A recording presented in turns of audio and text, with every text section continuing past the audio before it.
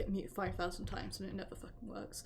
Hello friends, welcome to this week's Indie Thursday stream. This week we are going to be continuing our playthrough of Higurashi When They Cry, Matsuribayashi. As per usual, I am overtired. I am stressed out by uni. My brain is all over the place. I am going to just go ahead and open a thing real quick.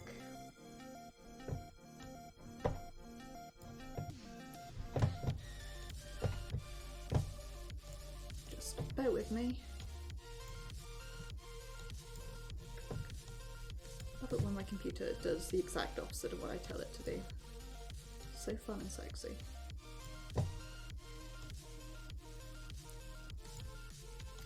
Anyway, the point is that we are going to be continuing our playthrough of Higurashi When They Cry, Matsuribayashi. When we left off last week, we had started to form the background of what would become our perfect, inverted commas, perfect summer, maybe. When we pick up this week, we're going to be doing just that. We're going to be continuing, I should say, to try and do that. Bear with me a hot second, because I'm trying a thing, so bear with me.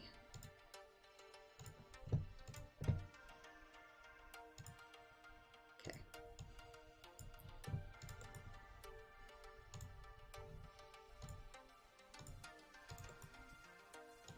Oh, fuck.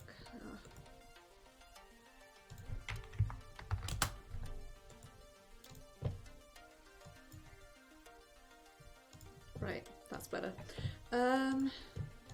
Let's swap over to the GP, shall we? Just make sure that... Good. I always get worried that Pretzel hasn't closed, hasn't paused, and it's going to keep going for ages, and then I'll freak out. So when we left off, I'd actually like come to a close.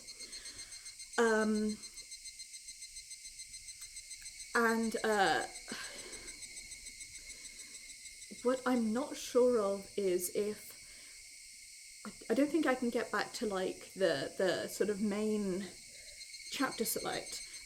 So what I did to save is I went into one of the chapters and saved it, but I'm actually going to start by doing the last two like introductory chapters, which are Photographer Dude and Satoshi, I think, and those introductory chapters will like open up more pathways. So I believe we are starting with the photographer pathway. I've really absolutely forgotten his name, but let's hop into it. I am going to be sighing throughout because, as per usual, I've forgotten how to breathe properly like a person who can actually like function. So apologies. The forecast said there was a chance of rain in the evening, but I didn't think it would rain so hard. We decided to wait at an abandoned bus stop for the rain clouds to clear. It's my phone saying,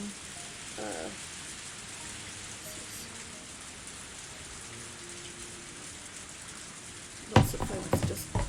I'm sorry, Mr. Kano. Oh, don't be Hachiro. I knew it would pause, so don't worry about that. Takano giggled. Although she said the weather might change suddenly, I dragged her out here. I feel stupid for making her come along and ending up ruining her precious day off. I have to go back to Tokyo tonight, so it will be a while before I can return to Hingamizawa. I didn't want to spend my last day at a cheap hotel in Okonomiya, so I asked her to go for a stroll. It's just... I'm really sorry. She teased me for a while, but only a little. She wasn't actually enjoying driving me into the corner. That's just a way of communicating, and I find it very charming. Wink. I think I've become captivated by her, but on her part, I'm just an auditor from Tokyo. That's why she's being nice to me, and it's definitely not because she likes me personally. So I feel like I might use my position to drag her out here, and that makes me a little depressed. I probably should think the slight fever I have is due to nothing more than a cold. But she was the type of person who made it clear when she disliked something. Sorry if you heard me slurping very loudly there. She wouldn't say so directly, but she'd use all kinds of indirect expressions that mean the same thing. So I want to believe she's out here because she might be even a little bit attracted to me. I shook my head as I frowned upon my selfish thoughts. She chuckled as though she knew what I was thinking. I felt myself starting to go red after that. You're a mysterious person, Hiro. I bet women don't leave you alone, huh? So why are you hanging out with a weirdo like me? Absolutely forgotten how to do my Takano voice. A weirdo? No way. You're fascinating, Takano. Actually, I feel bad making you spend a day with someone like me. Of course I've decided to devote my life to my work, but life is too dry with only that. I need to switch gears once in a while. Besides, communicating with the opposite gender is good for the brain. It's all good if I manage to help you clear your head. Don't you feel refreshed just being with me? She gives me an inch smile that makes my heart skip a beat. I tried hiding my embarrassment so she wouldn't notice even my ears going red. Of course. When I'm with you, I do feel refreshed. Yeah. Besides, if you learn about alien photography, I'll gain a buddy to share my hobby with. So next time I'll bring my old camera. It's really expensive to buy a new one, you know? Thank you. I'd love to learn about the alien photography that you're so intrigued by.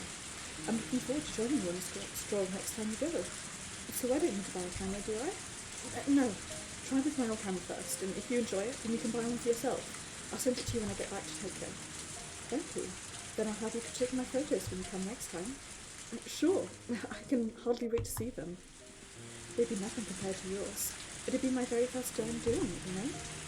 While she keeps it cool and smiles, all I can do is blush and scratch my head. Am I being conceited? I can't help but think that Mr. Kano likes being with me. If it's mere flattery, I don't think she'd come along this far. Oh, no. Taking women's flattery seriously is the mistake I always make. I shouldn't assume that she's attracted to me. By the way, isn't this the first time you've been alone like this?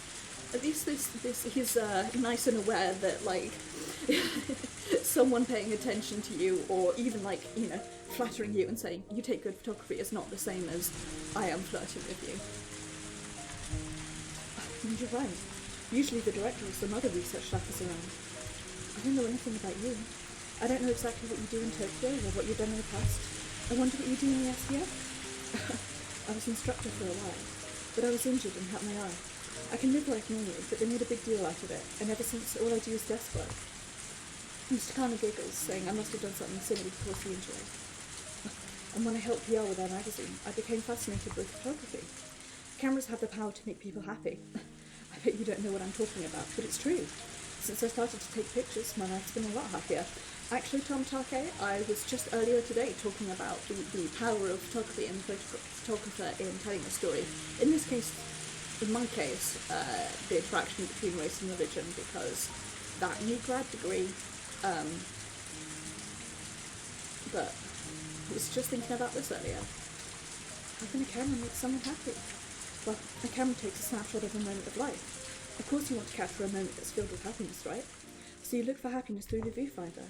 And as you search, you realise your everyday life is actually filled with happiness. For example, a dandelion sprouting from the crack of the asphalt is just a weed in the busy life, but when you look at it through the viewfinder, it's a gift to let you know that spring is approaching. You capture it and put it in an album, and every time you open the album, you remember the happy feeling you had when you took the picture. So you always feel that way when you take your pictures? Sure. I don't have ambitions of taking artistic photos or capturing a dramatic dazzling moment. That's not important to me. I want those moments we don't notice, and helping us recognise those little moments of happiness is the greatest thing about cameras to me. So I'm really glad to be able to see Hingamizawa through my viewfinder. I have a tendency to go overboard when I talk, but most of the time Mr. Kano playfully twists my words right back at me. It's unusual for her to listen to me like this. Mr. Kano sat down next to me and tried to fiddle with my camera. I don't know how much of an impression I made, but I think she is indeed interested in me. I was expecting her to tease me like usual, so I'm happy to see that this is her reaction. Do you want to try? Do you think I can? It's easy. First, you just need to learn how to focus and press the shutter. Why don't you hold it? Oh, don't ever touch the lens though. This isn't easy. So she seems to show an interest in cameras. I wanted to take a walk around Hingamizawa and take some pictures of the scenery, but unfortunately the rain doesn't seem to want to stop. But she was still having fun and kept taking pictures inside the bus stop. So the first set of pictures she ever took were of odd things like that in that dark little building. Since then, every time we'd meet, we'd end up walking around the village with our cameras in our hands.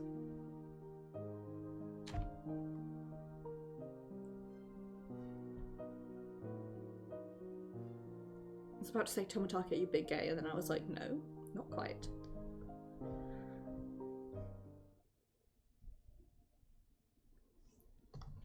So, there we go. And the other one that we can do is... where have you gone, Satoshi? There you go. There's one other this fragment is required first, I think. But that's...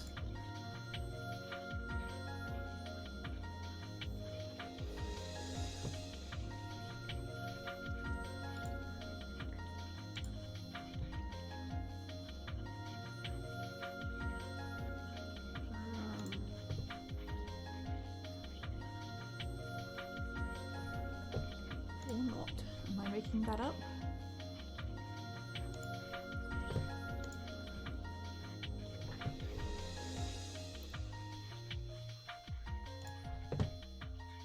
I am making that up, right? Let's do Satoshi's introduction.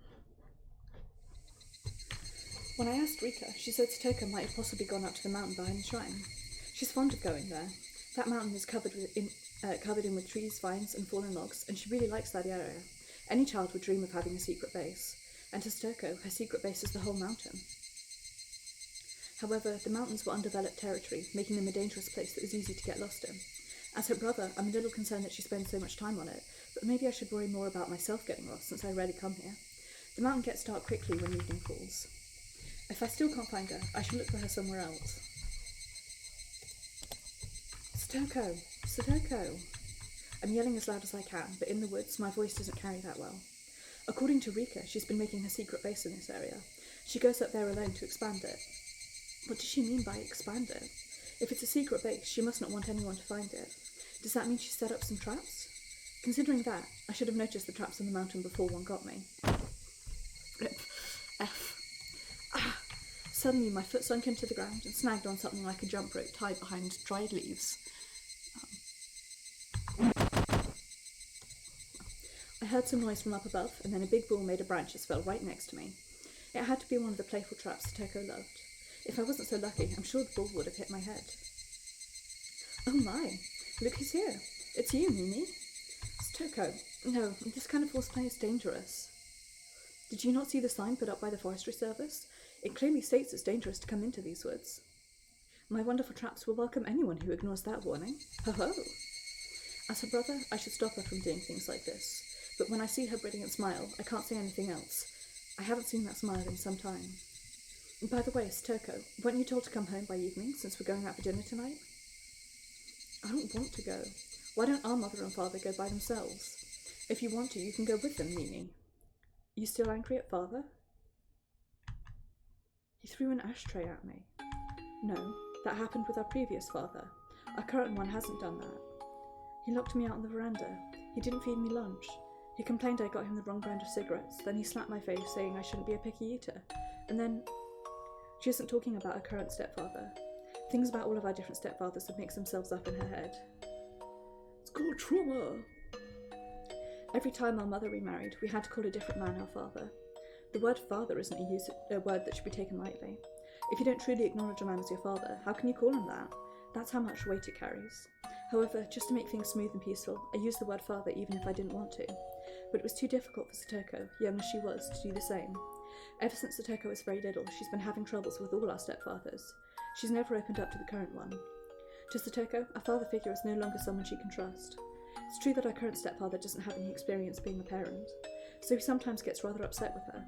But ever since the incident where Satoko called the child abuse hotline, our stepfather regretted his mistakes and tried his best to communicate with her. Even my mother realised how much Satoko has suffered emotionally when it was pointed out by the social worker. She is doing her part in trying to bring Satoko back into the family. But Satoko completely refuses to even try.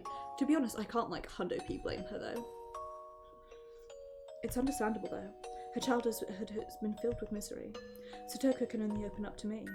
That's why I have to be the one and only family member she can trust. Otherwise she'll be all alone in this world. But a brother and sister alone can't be considered a family. Even if we don't get along now, if we continue to communicate, even in a small way, we may be able to become a real family someday. Satoko, our current stepfather is getting nicer. He says he wants to make up with you. That's news to me. That's because every time he tries to say something, you run away. He wants to talk to you. He says he won't make you eat pumpkin anymore. That's a lie. He said I couldn't leave until I ate my pumpkin, and he tied me to the chair. Again, she isn't talking about her current stepfather. Satoko, just come home with me, okay? Mother got a free dinner coupon, and we don't want it to go to waste, do we? We already have the reservation, so we want to go today.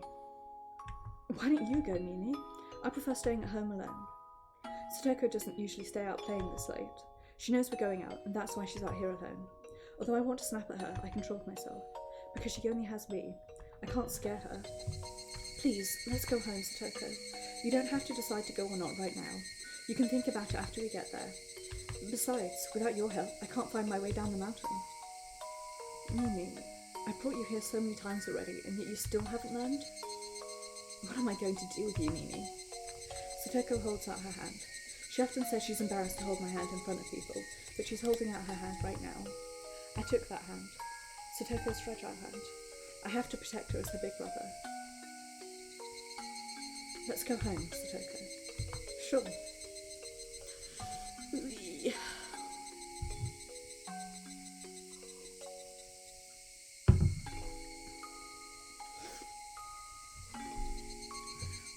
I think the next thread is...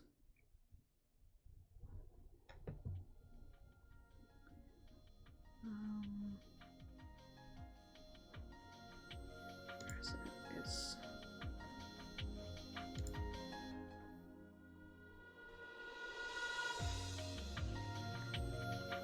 this one, I think. Yes. A little flashback. Now we're back to the current where Satoko is no longer going to be dissected, and they're making a medicine. Satoko's dissection plan has been scrubbed, and we're getting ready to administer an almost totally untested medicine, C-103. This experimental medicine suppresses the production of a certain type of hormone, and in doing so will stop the transmission of the syndrome triggering Satoko's condition. The mechanism of Hingamizawa syndrome is as follows. The pathogen takes over the frontal lobe of the patient's brain, and then induces increased responsiveness to paranoia. As a result, the patient voluntarily carries out excessively defensive behaviours to a problematic extent. If this induction can be cut off, then it will be possible to save terminal patients from becoming deranged. But it only cuts off an induction, so it's not really a cure. Ironically, the brain is an organ that learns. Once the brain has learned to be excessively paranoid due to the Hingamizawa syndrome, even after the pathogen is eliminated, the brain doesn't simply unlearn that paranoia. In short, even if the pathogen doesn't induce derangement, the patient will be directed to such emotions of their own volition. Thus, it is impossible to completely escape the nearly deranged L5 state. The proverb, "a burnt child dreads the fire," is a good example of this. Even after the burn on your tongue heals, the fear of being burned by food again remains.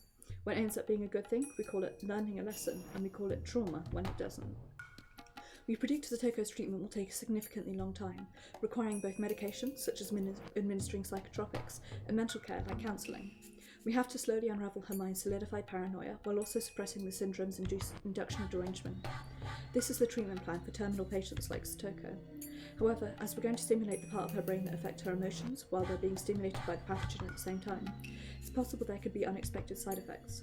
Both her mental and physical strength hold the key to our success.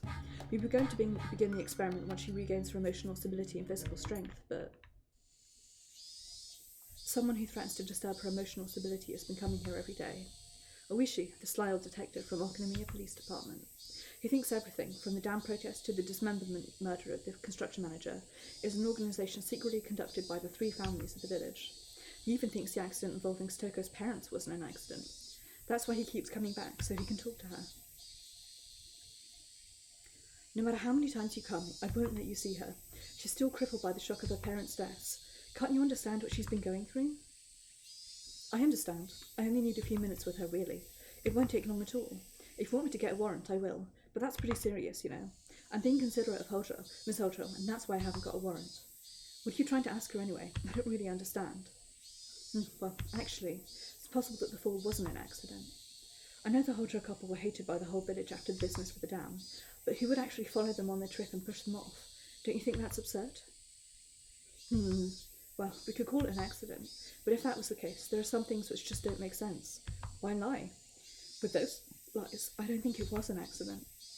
What lies? Well, Satoko said she was asleep in the car at the time of the accident. I think that story sounds a little off, doesn't it? Satoko claims she was asleep in the back seat when the accident took place, so she didn't get out of the car at the viewing platform. When she woke up, she didn't see her parents. Then she found out they'd fallen off the cliff. Where is the lie exactly? You aren't saying Satoko wasn't really asleep and that she went over to the viewing platform with her parents, are you? That's what I'm thinking in my brain. That's right. Satoko was never asleep. She got out of the car with her parents and went to the viewing platform. I'm suddenly hit by a terrible possibility. If what I wish she says is true, when Satoko was saying she didn't go to the viewing platform even though she actually did, it's terrible to even imagine. Why are you saying such a thing? Besides, why would she lie? That's just it. Why would Satoko lie? That's why I need to talk to her. Otherwise, this won't end as just a simple accident. Why are you convinced that Satoko is lying? This accident took place in a different jurisdiction. The guys from the Shirokara station conducted the interviews with the parties involved. There are things that bother me in their report. Bother you? Like what? According to Satoko's statement, her parents asked her to come with them to the viewing platform, but she was sleepy, so she didn't get out of the car. Then she fell asleep and woke up after a while. She became concerned because her parents hadn't come back and started to cry. One of the park workers on patrol noticed her crying and talked to her, and that's how the accident was discovered. And at that time, guess what? According to the park worker's testimony, she was the one who first said her parents had fallen off the cliff. But you see, it's hard to see the accident site in question from where the car was parked. If you look very carefully, you might be able to notice the broken fence. But still, I think it's odd to say your parents had fallen off a cliff just because you didn't see them when you woke up. Normally, most people would say something like their parents went for a walk and didn't come back. It just doesn't make sense to me that she told a stranger that her parents had fallen off a cliff without even being at the site of the accident. I want to ask her why she's so certain her parents had fallen off the cliff. That's why I keep coming back here. I asked her many times before she was admitted here, but all she said was that she didn't remember or that she was confused at the time. Sounds like a politician, huh? That's why I think it's worth taking that time to talk to her. Just ignoring her mental state, huh? The terrifying possibility has turned to certainty in my head. I'd assumed that her parents' accident triggered her terminal symptoms. But no. Satoko had already gone terminal, and just before the accident, her heart was filled with paranoia that drove her mad. She was under a lot of stress because of a bad relationship with her stepfather. She was also being scolded by her mother for not being able to get along with him. If that made her paranoid, made her think that her parents considered her to be a bother and were going to kill her. That's what I've been thinking this whole time. When they went to the viewing platform, she must have thought they were going to push her off the cliff. Then a tragedy took place and she pushed her parents off instead, although she considered it to have been self-defense. I'm certain of that, because I know Hingamizawa syndrome better than anyone. This accident isn't an accident. It isn't a crime either, like Higurashi is thinking. It's simply a tragedy. When I talked to Satoshi about the family, I was even more convinced. He told me even though Satoko refused to open up to her stepfather, he tried to communicate with her. It's true the relationship didn't go well in the beginning. Satoko caused trouble repeatedly, and even called the city's child abuse hotline. At that point, they received guidance from the CCC, and they pointed out that the problem lay in the lack of communication between daughter and stepfather. So the stepfather took a parenting course under the social worker's guidance, and awkward though it was, made efforts to communicate with her. Satoshi noticed his efforts, so he tried to talk to Satoko about it.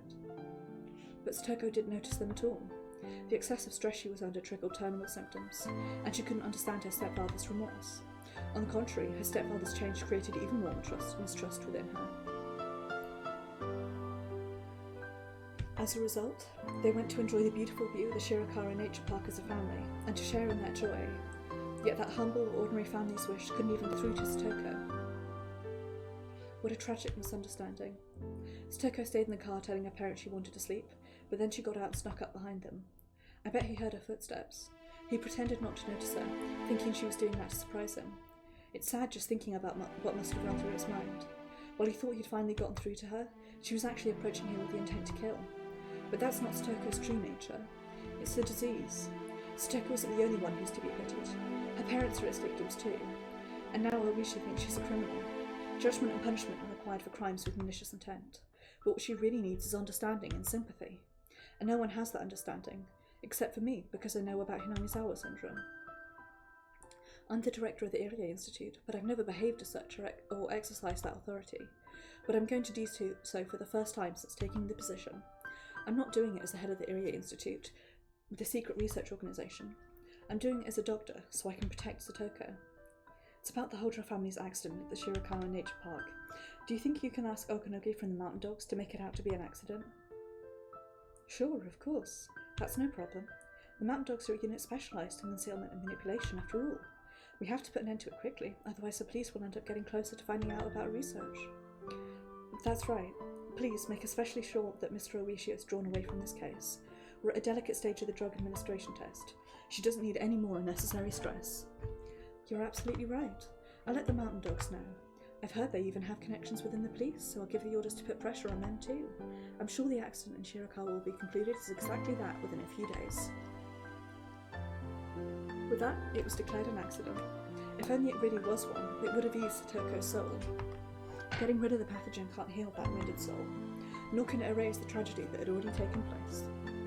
All I can do is my best, so the day she regains her smile comes sooner. That's what I'd suspected, but it also, like, really sucks. I suspected that from the very start, though. Right. Not sure which one is next. Here we go. Results of the research and truth about Shirakawa Park. Angry Takano time, huh? Rika has developed a high fever. A very high fever. It's not flu season, nor a season for any type of contagious disease. I could only think of the suspicious experiments Rika has gone through. Maybe the fever is being caused by those. Her growth is rather slow compared to other children her age. Receiving mysterious shots and going through experiments every week, I'm sure her body is exhausted. I've asked the staff to go easy on her, but Rika herself is fearless and willing to go through anything. My husband, who should be admonishing her for that, truly believes their story that it's crucial to the lives of over 2,000 villagers and takes our own daughter to that clinic every week. Sorry, bear with me. Trying to look around my mic for something. I'm the only one who's sincerely worried about her health. That's why I want to ask Dr. Irie to be a little bit more considerate towards her. Anyway, I have to talk to them about taking responsibility for this. Right after I called, a staff member came to pick up Rika to admit her to a clinic. As a guardian, I came with them. Please, calm down. We'll make sure she'll be okay, so please wait for a while. How can I calm down? Why did she come down with such a high fever? Isn't this caused by the experiment you performed last week? Rika's just a little girl, you know. She cares about her friends, so she's doing what she can for the sick girl. I understand. There's no way our research would affect Rika negatively. Besides, we're being extremely careful so that something like that won't happen. Then explain this high fever. It's probably due to the change in seasons, and how could this be a simple cold? This is because of the weird shot you gave her. Dr. Irie only told me to calm down and refused to accept responsibility. My husband told me this is all for the sake of the village, and that's why I've held back my doubts until now. But I'm at my limit. Their existence has been suspicious from the beginning. They're conducting their research in secret, using the privacy policy as an excuse. That was shady enough on its own. It's just impossible. In fact, I called the Ministry of Health and was told that wasn't true at all, even after I told them I'm Rika's mother. The clinic even came up with stupid excuses, saying normal workers don't often know of a special institute like theirs. That doesn't make sense at all. It's much, much too suspicious. Also, there are people who don't appear to be researchers working at the institute. They look like security guards, but they seem so different from normal guards at a normal hospital. In fact, one time I accidentally saw that they were armed with guns. American hospital, eh? Wink, nudge, cry. That is, well, are they policemen? I don't think so. Who are you all, anyway? I refuse to believe you're from the MOH. Dr. Irie seems taken aback by intensity and can't even answer properly. They're still hiding a lot more from us. That tells me the research they're working on with Rika isn't anything proper. Anyway, I'm Rika's guardian. Rika is still a child. It doesn't matter what she says. I won't let her participate in this research anymore. My, it's Rika's mother. Hello. Oh, what's the matter? Is everything okay? Ah, well, Rika's mother says she won't let Rika participate in the research any longer. Why is that? Because she's not your guinea pig. We've never treated her that way. You're misunderstanding us. I'm a little startled. Dr. Irie is a weak person who backs down under pressure. Mr. Kano is different. I'm yelling at her, but she's not afraid at all. On the contrary, she's glaring daggers and looks as if she's about to jump on me. Rika's fever is caused by a cold. We didn't cause it. When it comes to safety and sanitation, we pay the same level of attention as the National Research Centre. I don't mean to be rude, but considering you walk around while holding Rika's hands without disinfecting yours with alcohol first, we're far more sanitary. I'm not talking about that. Anyhow, Rika isn't your toy. She'll never come back here again. Just have to take a screenshot of angry Takano.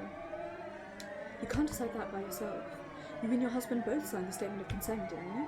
We've been depositing money that's by no means a small amount into your account every single month for her cooperation in the research. What? I don't know anything about money. I've never even heard of that before. Rika receiving money for participating in their research really is news to me. Knowing my husband's character, he wouldn't have used it as spending money behind my back.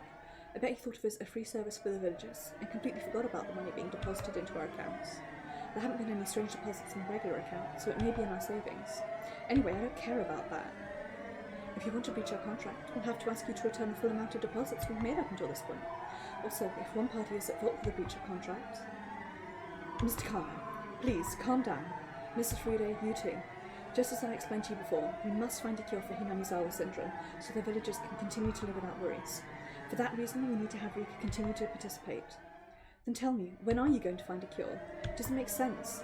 First you said this was for Rika's friend, Totoko, but Totoko has been released from the clinic and is now carrying on happily. You even told my husband 2 weeks ago you found a cure already, didn't you? Yes, I think I told him something like that. But you see, to solve the mysteries of the syndrome... You didn't mention anything about solving mysteries at the beginning. Rika was to participate to find a cure for the villagers, so now her job is done. All the research and experiment you're performing on Rika have nothing to do with the cure. You're doing them out of your own self-interest, right? That's not true. It really isn't. Anyway, this matter of Rika's cold is just a misunderstanding. If you still don't trust us, then... That's enough. Since money is involved here, I'll have to discuss it with my husband. Excuse me. They were just too shady from the very start. Because of their exaggerated story, Rika and my husband took their side, but it won't work on me. Anyhow, I must settle things with them right away, because Rika isn't their toy. I especially don't trust that woman called Takano. Dr. Irie seems to me like a silly doctor, but she doesn't. How can I describe her? I guess I can say the glow in her eyes is just unpleasant. She really is the only person you picked up on her, huh? She only sees Rika as a guinea pig. I can feel cruelty emitting from her. Neither my husband nor Rika have noticed that. I must protect her. As a mother, I must protect her. That's not like you, Takano. Getting into an argument with her will only make things more complicated. It's so unlike you. I know. Sorry for losing my cool. Did something happen to put her in a bad mood? Rie wondered. The heated conversation she just had didn't involve the Takano he knew.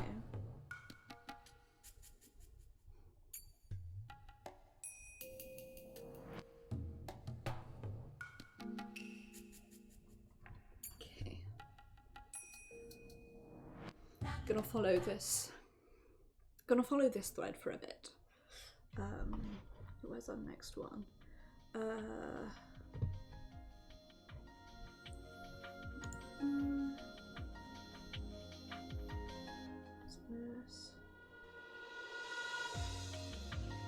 This one, here we go.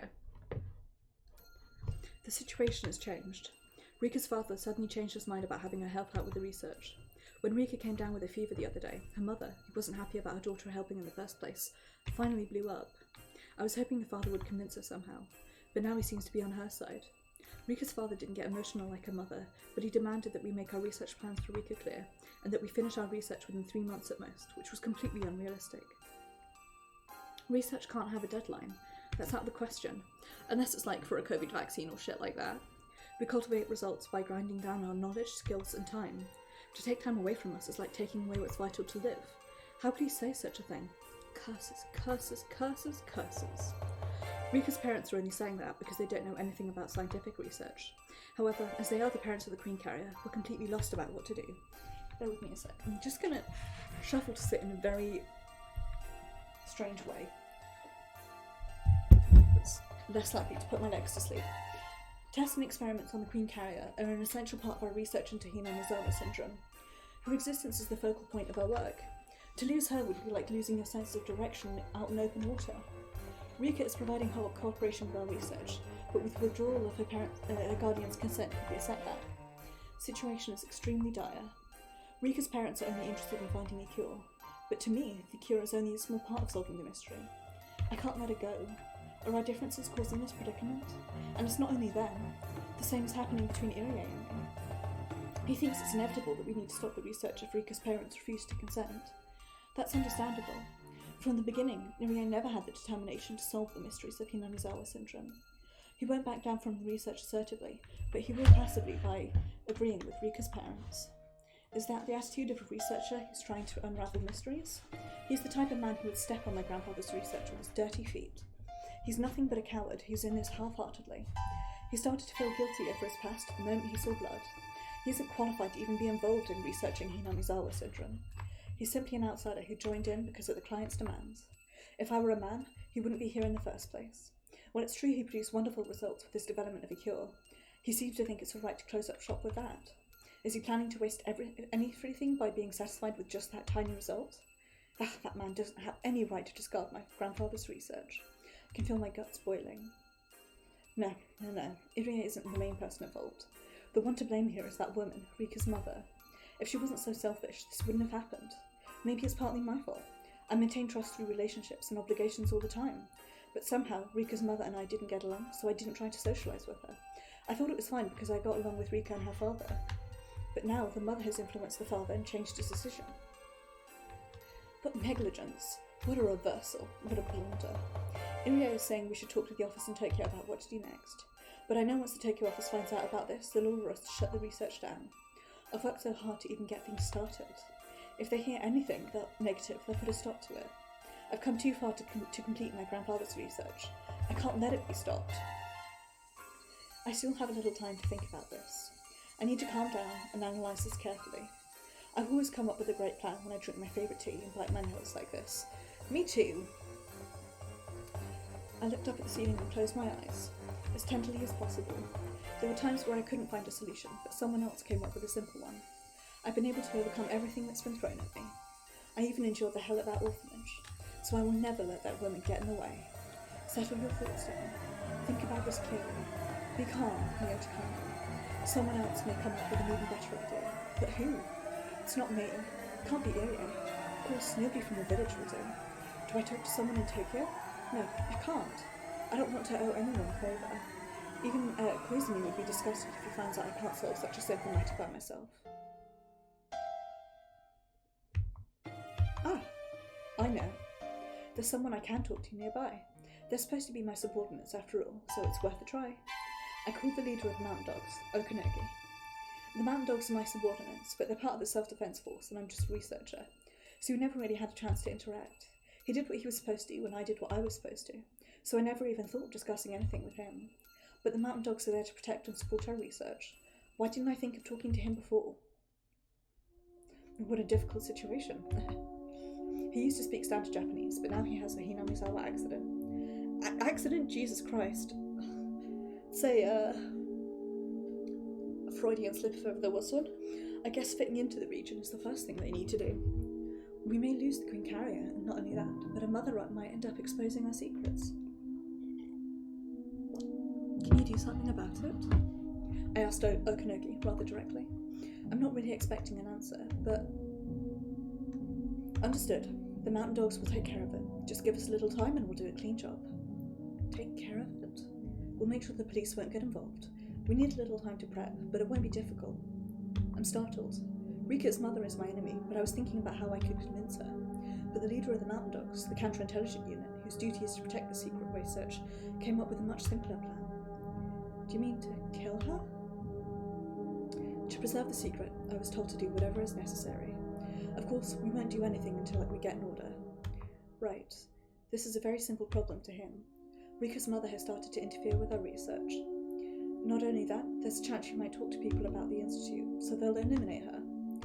Ah, that sounds like a good idea. Can you do a good job of it? That's why we're here. This will be our biggest job since the kidnapping of the minister's grandson. Ah, I remember now. The mountain dogs are the ones who kidnapped the grandson of the minister of the construction and used that to blackmail him. It's been a few years, so I completely forgot about that. They did such a marvellous job then. That's right. I have the mountain dogs on my side. Can you get on with it right away? We could easily kill her, even tonight. That'd create too much of a fuss. We'll make it look like she disappeared, so give us a little time to make some arrangements. Just like a cat's eyes under a bright light, I can feel something in the back of my eyes open up. Up until now, I've been racking my brain trying to figure out how to make her my ally, or at least make her surrender or pacify her. Yet, one order to this man and the problem's easily solved. I feel like a bird taking its first flight. How easily I can get rid of that annoying mother. All I have to do is give an order. I feel grateful to Mr. Koizumi for giving me such terrific subordinates. What a wonderful power he has given me. I was taught that all people are equal. But if I have the power to control people's lives, that means that I'm more important than they are. What a feeling it is to be above others. Going down a real bad path here, Takano. Just saying. It's not ideal, let's put it that way.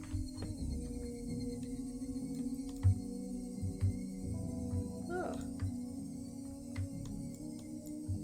Sorry, I hit the wrong button there. What a feeling it is to be above others.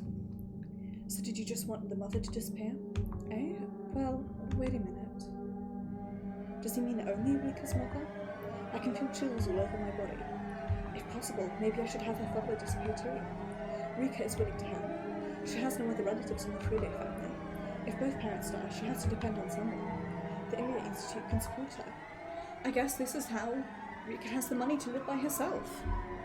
The more you know, huh? We can give her status, money, and protection. We can give her everything. By doing so, maybe it's possible to make her one of us, rather than just having her as a helper. All my worries are melting away. Everything I was just concerned about seems like a joke now. I had such powerful subordinates all this time, yet I never realised. All of my tension is being released, and I'm starting to feel relaxed. I can feel myself regaining my cool head. I'm going to get rid of them. Rika's parents, that is. The Queen Carrier is my guinea pig. A guinea pig doesn't need parents. That's right. It's almost time for the Watanagashi festival. If they die on that day, people will call it the Curse of the Yashiro-sama. The murder case from 2 years ago and the accident from last year are two separate incidents, yet because they happened on the day of Watanagashi, they're being called the Curse of Oyashiro-sama. Then, if her parents' deaths occur on this year's Watanagashi, it'll be Oyashiro-sama's curse 3 years in a row. The miracle of Oyashiro-sama. Also, the curse. I'm going to create them.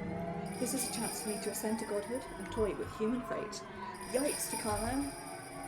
The incidents that occurred 2 years in a row are said to be a curse, but not everyone believes them. However, if it happens 3 years in a row, then everyone has to believe, because that will be a true curse that's created by me.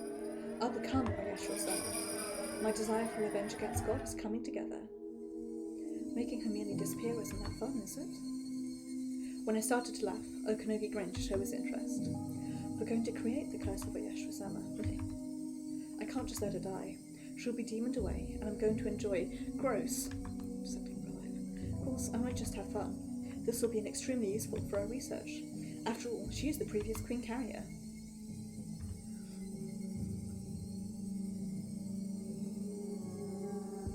Like, I know Takano has immense childhood trauma, but she also makes a wonderful villain, because there is absolutely nothing supernatural to it. It's not even like she's got Hingamizawa syndrome. I mean, maybe she does. It certainly doesn't seem like it. It really does just seem like, you know, she...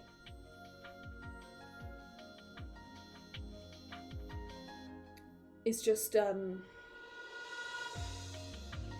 you know, she's just bad, but like, in an intriguing way. I'm going to follow this strand to its end, which is the Declaration of War and the Execution Order.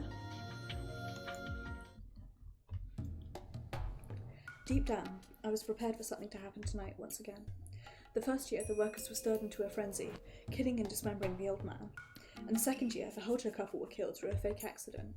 Since the dam protests, only people who'd been hated by the villagers died on the day of Watanagashi. Some people in the village were calling the incidents the curse of Oyashiro-sama. Now that the dam protests are over, there would be no meaning in the villagers' enemies being killed on the night of the festival, I thought. If that was true, then there were still some enemies left over. I thought that perhaps that would happen again on the night of the festival 3 years in a row.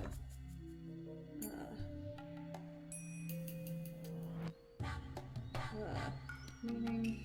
Okay. My hunch was right. At first, however, it looked so natural that I didn't think anything of it. My brain's a little slow on the uptake. I overslept, so I rushed through finishing my reading for class, and then I had a 2-hour class, and then after that I zoned out for an hour and a half, made dinner, and now I'm streaming, and I was supposed to do reading during that hour and a half after class, but my brain just turned off, so maybe I'll start it after stream, maybe I'll just go to sleep, we'll see. At first, however, it looked so natural that I didn't think anything of it. I might use some chips to energise myself, but it means crunching on stream, which is less than ideal. The festival was nearing its end, and the village officials were gathered under the main tent. They opened their beers and enjoyed the leftover corn and braised cow tripe from the refreshment stands. I was in the main tent too, being entertained by the villagers, so I was actually there at the scene of the third year's incident when it happened. Yet I didn't notice anything at the beginning. Hey, Miss Rudo, what's the matter? Are you feeling sick? Most of the older folks in the village were heavy drinkers, but a few were lightweights too. The priest was Mr. Frude. The priest was one of the latter. The priest was a representative as well as a host during the Hingamizawa festival, so every time villagers and guests arrived, he greeted them, and each time he was offered a drink, so by the night's end he was pretty worn out. That's why I didn't think anything of it, to see the priest sitting by himself in a folding chair. The mayor, Hingamizawa, was the one to tap his shoulder and ask him if he was alright. You okay? You drank too much, didn't you? Uh-huh. Does your chest hurt? Sorry, I think I'm a little tired. Huh? Didn't you have heart trouble before? Getting sudden pains isn't a good sign. Dr. Irie! Dr. Irie! What's wrong? Is it your chest? That's not good.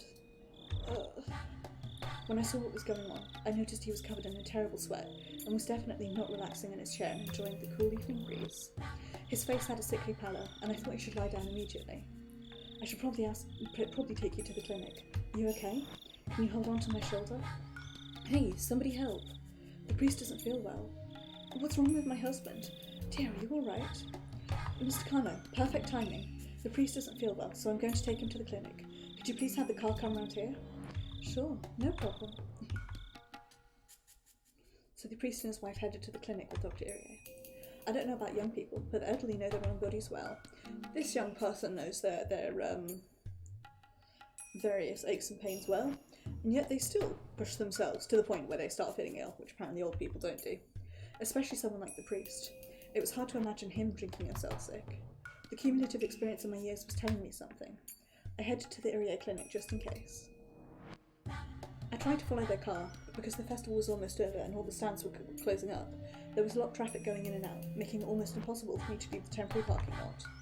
More than 20 minutes had passed since the priest was carried in by the time I arrived at the clinic. 20 minutes. If it hadn't taken me 20 minutes, my involvement in this year's incident would have been quite different. I regretted not leaving on foot the minute I realised how hard it was to get my car out. All I get to do now is jot down the facts. Because between the time the priest left the festival and the time I arrived at the clinic, during those 20 minutes, this year's curse had taken place. The priest's condition changed for the worst right after he arrived at the clinic. He died. The autopsy results say it was heart failure, but how can I accept that? I don't think the priest was having health problems, and everyone was taken by surprise by this sudden incident. Moreover, the wife of the priest disappeared too. According to the clinic staff, she was with him right after he died, but she's nowhere to be seen now. Of course, she's not at home either. Maybe someone poisoned the priest. During the dam conflict, the priest was frowned upon for his remarks. He said there was no need to make a big fuss, because the dam project would be cancelled anyway.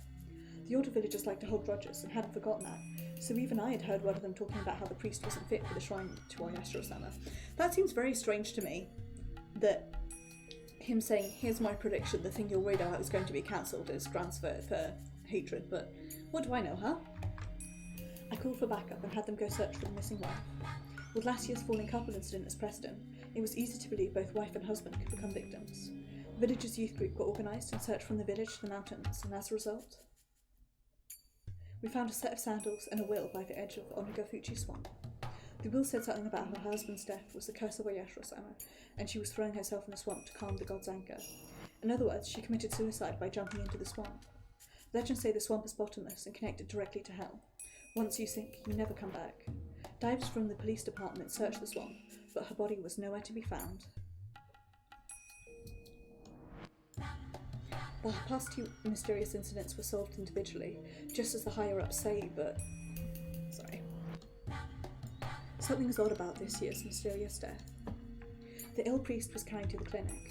His wife accompanied him. Within 20 minutes, the priest died of heart failure, and the wife either committed suicide or disappeared. The death of the priest may really have been a fatal heart attack, but for his wife to assume that it was the curse and to commit suicide by jumping into the swamp, for all that to happen in 20 minutes, just doesn't seem natural. The Furude family has no relatives. Even if she was a true believer in Oyashiro-sama, how could she commit suicide while leaving behind her one and only daughter? Irie is hiding something, too, but he's just a village doctor, which means he's nothing more than their pawn. If this is all a conspiracy to assassinate the priest, then there is someone who's pulling all the strings. I've been starting to think that trying to tie the past two incidents to the village so forcefully was a bit overbearing of me, but this incident was enough to convince me that the series of cases involving the mysterious deaths in Hingamizawa were all grounded in one intention. This incident has countless numbers of discrepancies, but someone from the village seems to be putting pressure on high command. And just like the past incidents, this one will be treated as an individual case and end up being forgotten. Since it happened 3 years in a row, everyone in the village will say it's the curse of Oyashiro-sama. I think that's the culprit's goal. Oishi is kind of a dick, but he is pretty smart. Like, you find yourself disliking him because of his personality, but ultimately he's trying to do the right thing. And, you know, he really...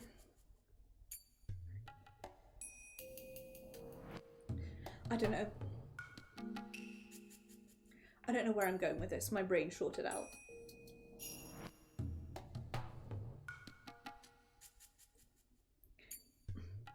He's a dick because of his personality, but he is trying to do the right thing. He is trying to solve the mysteries, and he's trying to stop the mysteries, and he just doesn't go about it well. After the war, belief in Oyashiro-sama became antiquated. Is someone committing these murders as a ritual to restore the god's dignity? The one pulling the strings must be the Sonozaki family. Also funny to imagine that the Sonozaki family are almost entirely unrelated to everything. A few months passed. Oya Sonozaki said something like, it was natural for that priest to be cursed by Oyashiro-sama, and so the priest case was lumped together with the mysterious Hingamizawa deaths, known otherwise as Oyashiro-sama's curse. At first I simply wanted to avenge the old man, but now that case had grown into an abnormal one, centred on the village's faith. Damn it! The old man's killer is human. I won't let it be pushed off onto some nonsense curse.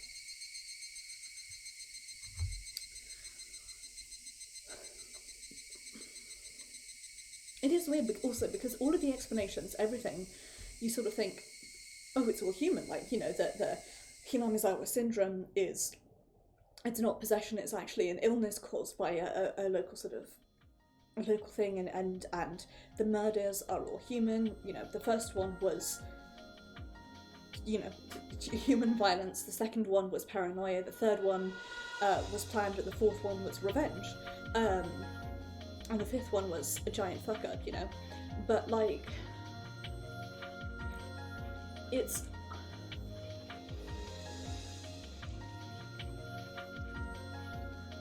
God, my brain has just gone completely empty.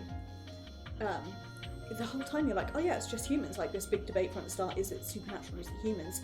And then you're like, but wait, look at what I'm doing now, which is putting together fragments to create the perfect summer, because you have Rika, who can travel back in time, and you have, oh my god, I've forgotten her name, the other one, the demon girl with purple hair and horns, who's really cute,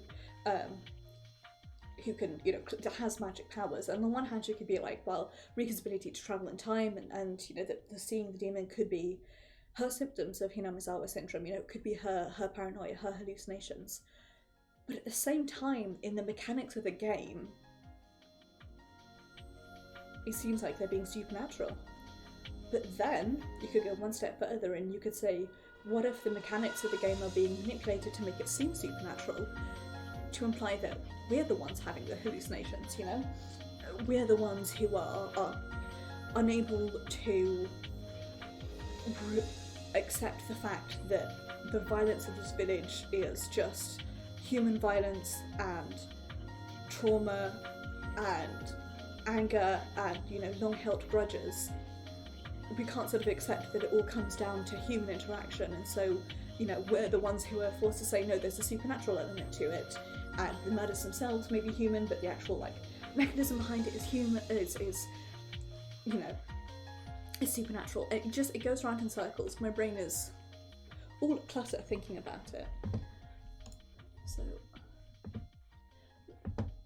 we'll do this one. I think I'm going to try and follow, like, this, we're going to go away from the research plotline, which we've done a fair amount of, and go back to the people plotline, as it were. So I just want to check something else.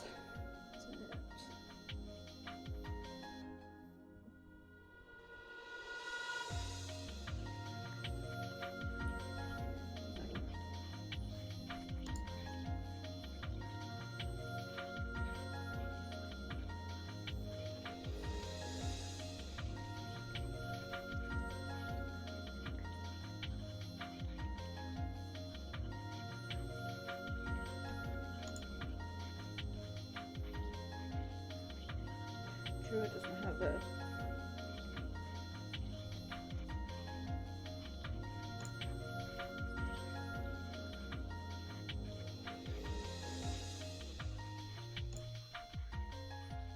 I haven't done the yarn yet. Okay, let's still do this.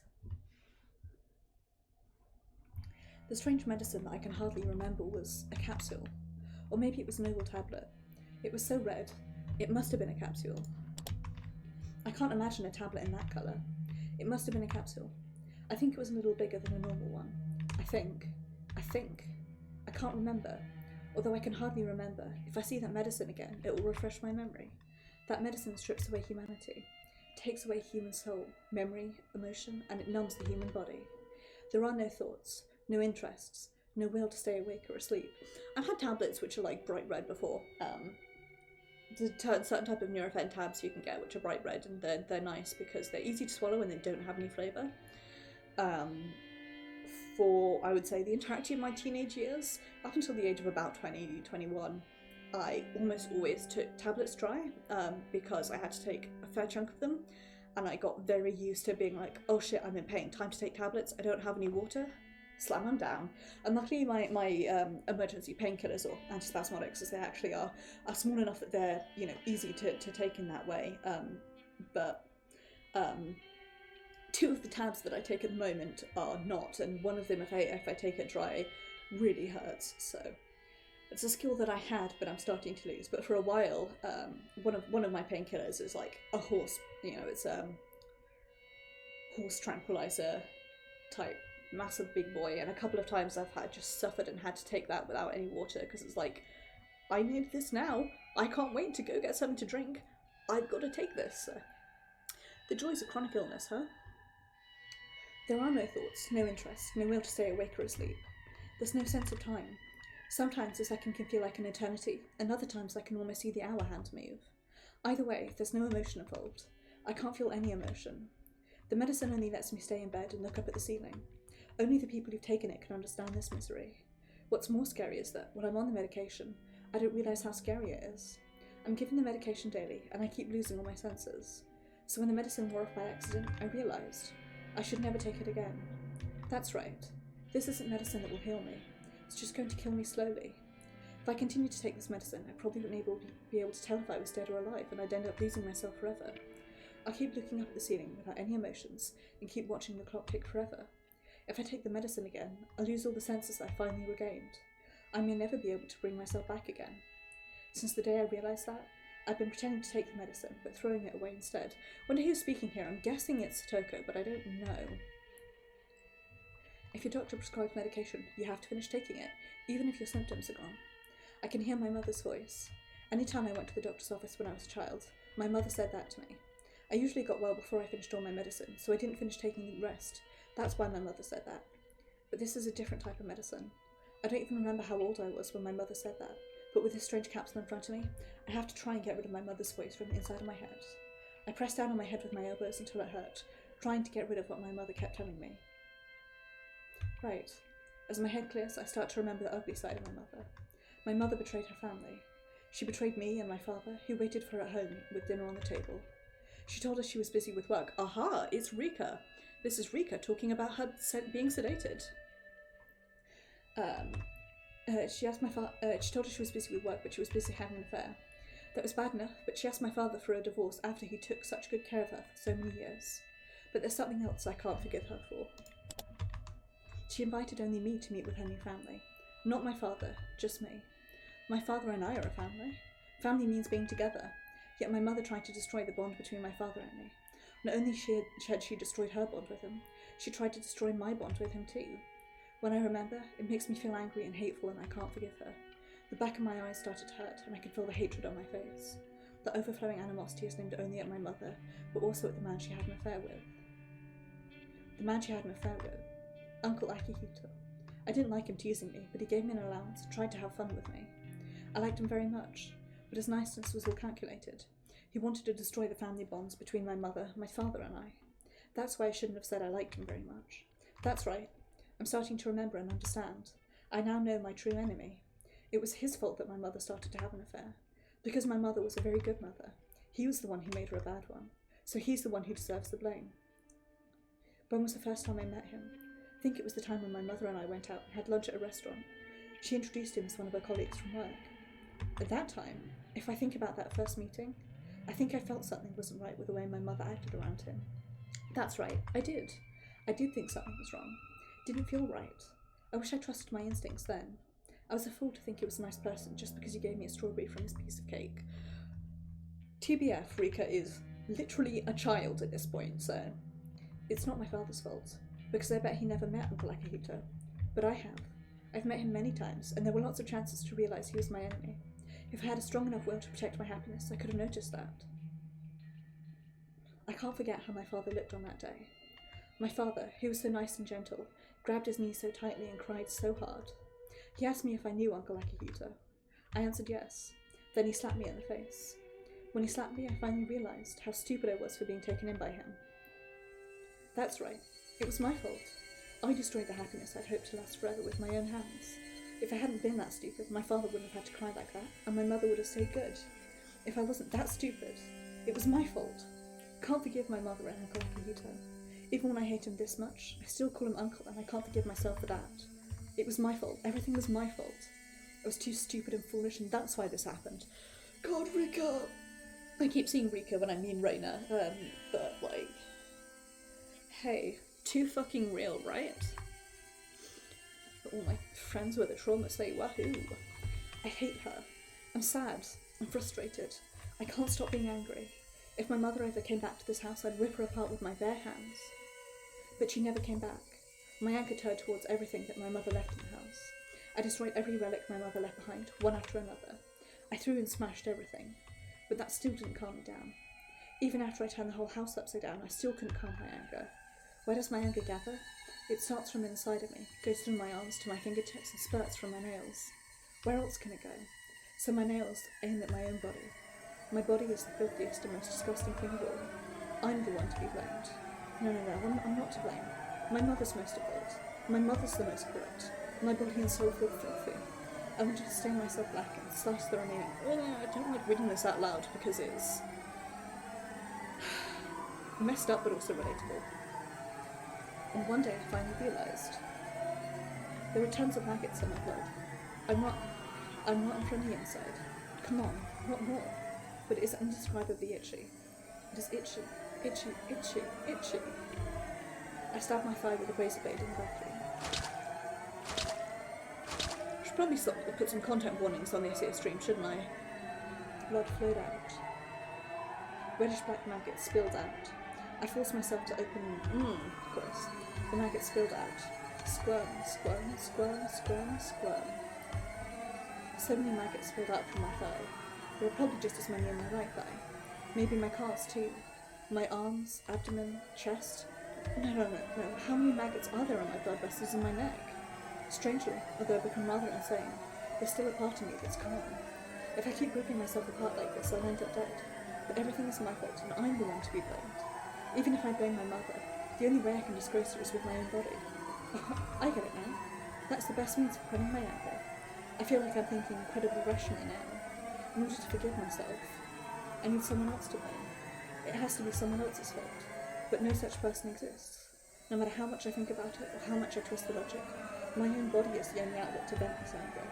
So long as there's no one else to blame. Insert. Incredibly relatable thing for anyone with depression here. Just like no matter how much I scratch, it still itches. No matter how much I do this thing, it's not enough. The blood is all over the bathroom, and I'm sure it makes for quite a gruesome scene. Although I'm trying to stay calm, I can't ignore the sharp pain that runs through my body.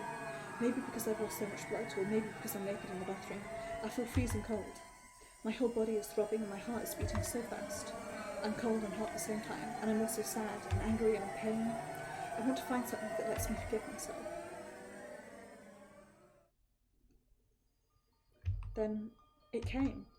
It came in a heavenly light. It was mysterious and unreal, like something out of this world. It apologised. It kept apologising. Why is it apologising? You apologise when you're at fault. So this thing I just met for the first time was admitting to wronging me. That means I'm not at fault. It's at fault, not me. I dropped the razor blade. It fell into the puddle of blood. The pain was taking over my body. The pain of ripping and hurting myself is taking over me. I'm trying to remember who was the one who was apologising at first. It was Thingy, whose name I've completely forgotten, wasn't it? She's the one who's first apologising? Is that right?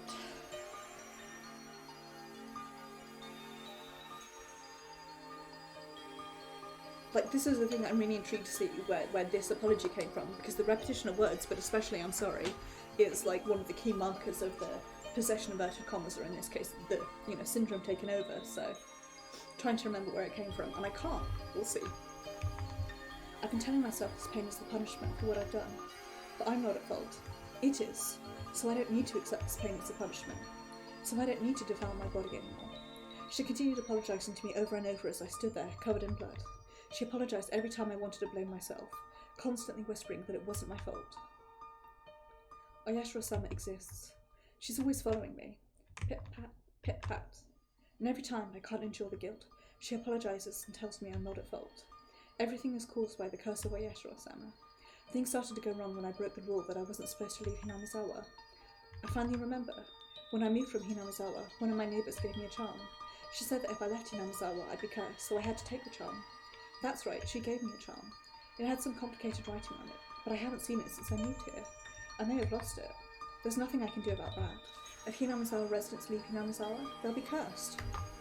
My mother and I, even Uncle Akihito too, may have gone insane because of the curse of Oyashiro-sama. Nobody was at fault from the beginning, because everything is caused by the curse. Nobody's at fault. Nobody. I'm finally able to forgive everything. The anger that I couldn't get rid of even after I destroyed everything, including my body and soul, is finally gone. Father, now I know. The curse of Oyashiro-sama is what caused my mother to leave, and for you to be so sad. You remember him, or her in this case, don't you? The guardian deity of Hinamizawa. That's right. People of Hingamizawa aren't supposed to go to the outside world. That's why my mother went insane. It's all because of the curse of Oyashiro-sama. If we'd stayed in Hinamizawa, we would have been happy. Oyashiro-sama came to me and told me that. Come to think of it, Oyashiro-sama's been trying to tell me that for a long time. After Mother left, I didn't know why she left or how to express my anger. Oyashiro-sama's kept following me ever since then to let me know that. She followed me everywhere, the sound of her footsteps echoing behind me, but I pretended I didn't notice her.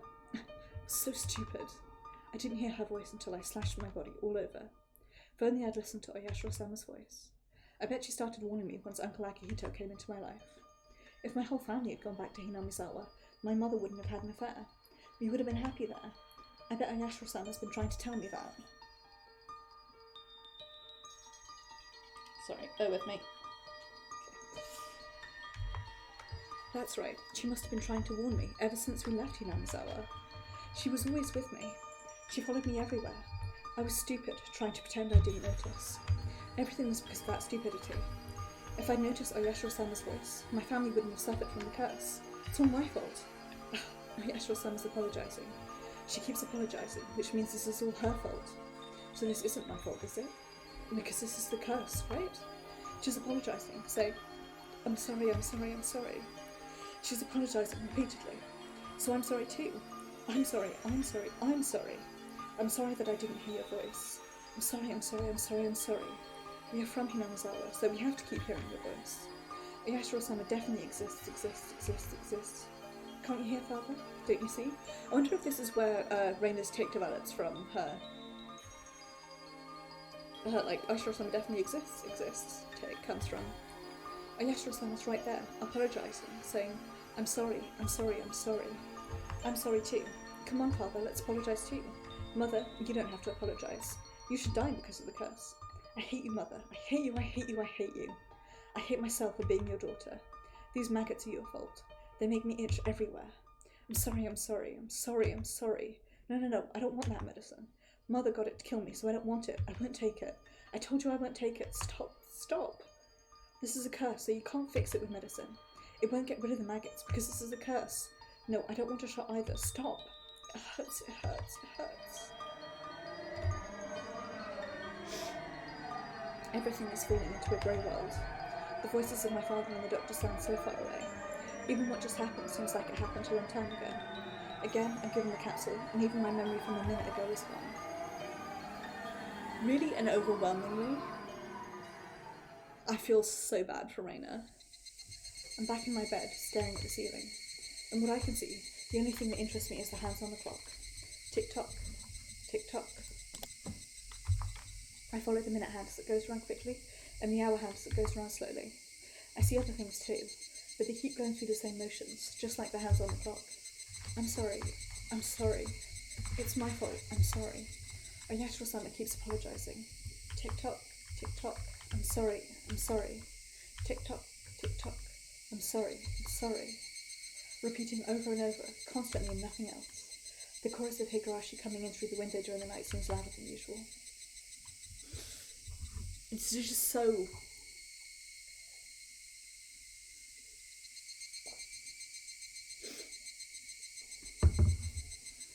It's really, really messed up.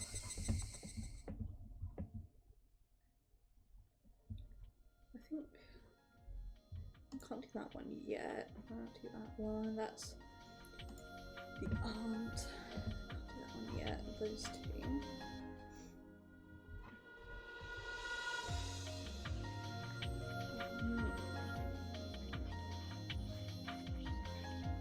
This one I think is next. My harsh and brutal days are still continuing without end. The situation between my aunt and Satoko remains the same. My aunt yells at Satoko for no reason every night. Although Satoko cries, she still talks back to her. So my aunt's yelling goes on and on forever. Satoko's crying goes on and on too. When Satoko sees me, she grabs onto me. She hides behind my back and tries to ignore my aunt's yelling. She always comes to seek my help. Satoko doesn't open up to anyone but me. So if I don't protect her, she'll be devastated. That security is something my parents didn't grant to Satoko. I have to be the one to provide it. But every day, day after day, every time Satoko cries, every day, day after day, Satoko grabbed onto me while crying yesterday. I patted her head, but along with pity, a different emotion came to me. I wanted to grasp her head and do a violence. What an unbelievably devilish and awful emotion. No, I can't think that. Like it sucks, but again, Satoshi, I'm gonna say A, trauma, B, it is awful being the keeper of someone else's emotions. Having been on both sides of the equation, having, had to be the manager of someone else's mental illness, and then also having sort of put that onus on someone else and not realised it for a long time. And the way that I was acting as unhelpfully as had previously been done to me in the past. It's an awful situation to be in. Which is to say, there's no clear answers, just like everything else in this damn game. Everyone's traumatised, except possibly Kate. Well, even Keiichi's traumatised, I guess.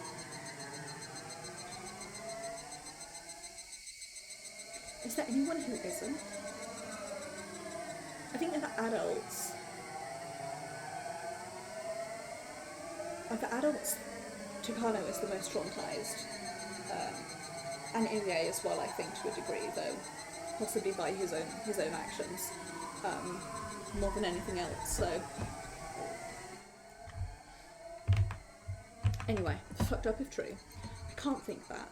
Sorry, wrong button. There we go. No, it's not that I can't think that. I just can't acknowledge it. Since that day, there's been someone else inside of me. That someone is trying to eat me up from the inside and switch places with me. When Satoko begs for my help while crying, that person tries to make me spin out some awful and hateful words that are sure to damage her forever. Leave me alone. Don't grab onto me. Go away. No, I can't. To prevent him from taking over my body, I clenched my stomach and drove him out. I managed to do that. But that wasn't it. The person is coming after me, trying to get back inside of me. I won't let such a scary thing get back inside of me. He knows there's no room to slip into my heart as long as I keep it held shut like this. So he stopped trying, and instead is following right behind me.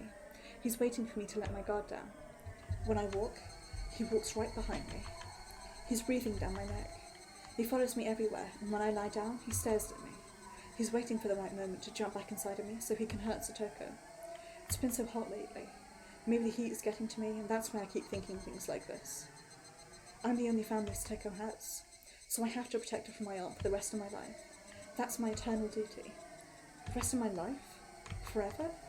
Do I really have to do that forever? Only Satoko, but I'm her only family. But it's because of my aunt. But it's because of the villagers too. It's almost for Tanagashi. Some irresponsible people are saying that the curse will once again fall upon Hingamizawa. They're also saying it will fall upon me and Satoko for sure. Maybe it's just my imagination, but lately the villagers expecting it are giving me especially sharp looks. I feel like I'll be killed on the day of Tanagashi. Of course, there's no reason why I'd be killed, and it's just my imagination. It's the syndrome. Pat, pat, pat, pat. Don't come inside of me. Satoko is my only sister in my family, so don't tell me these awful things. Pat, pat, pat, pat. Stop, stop. Don't come this way, don't come this way. The footsteps came right up behind me, and the hand touched me on the shoulder. Ow. Oh, Reina. Are you okay?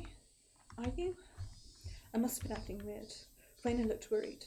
Her name is Reina Ryugu. She just moved here and transferred to my school. Nobody remembers her, but supposedly she lived here in Hingamizawa a long time ago. In fact, she hardly remembers anything about it either. Since Mion is the only other classmate who's my age, I'm glad she's my friend. She usually carries on happily alongside Mion, but occasionally she shows more feminine consideration. Are you feeling okay? Do you want me to take you to the nurse's office? Do you? Thank you. I'm okay. Do I look sick or something? Yep. Her immediate answer made me realise I wasn't myself. Is it about Satoko? Are you worried? No, that's not it. She knows that my problem isn't physical, but mental. This is just something I think to myself, but even though Reina seems like a very easygoing person, maybe she's more perceptive than she appears. Arguably, she's one of the most perceptive characters in this entire game, if you ask me. Since I just transferred her recently, I may not be able to help much, but I can at least listen. Sometimes talking can help. Although she's just transferred, she already knows quite a bit about me and my sister, and also about the situation with the villagers. But talking about it won't solve anything. Actually, if I talk about it, I feel like I'd be admitting to my weakness, which might give that person a chance to get inside of me again. You were so surprised just now. That's why I thought something really serious was bothering you. Oh, that. Lately I feel like someone's following me all the time. Pit-pat, pit-pat. I thought it was you. Sorry. I don't even know what I'm talking about anymore. Footsteps? Following you? Eh? I know those. I know those footsteps. Dun dun dun!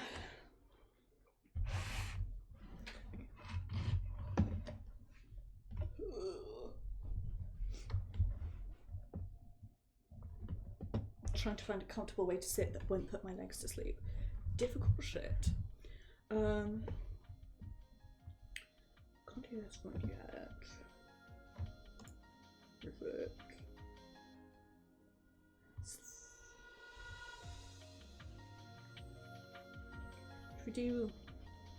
We'll do Reina's intro, seeing as we've just met her, and then we'll go back and do formation of the club. I think that'll work.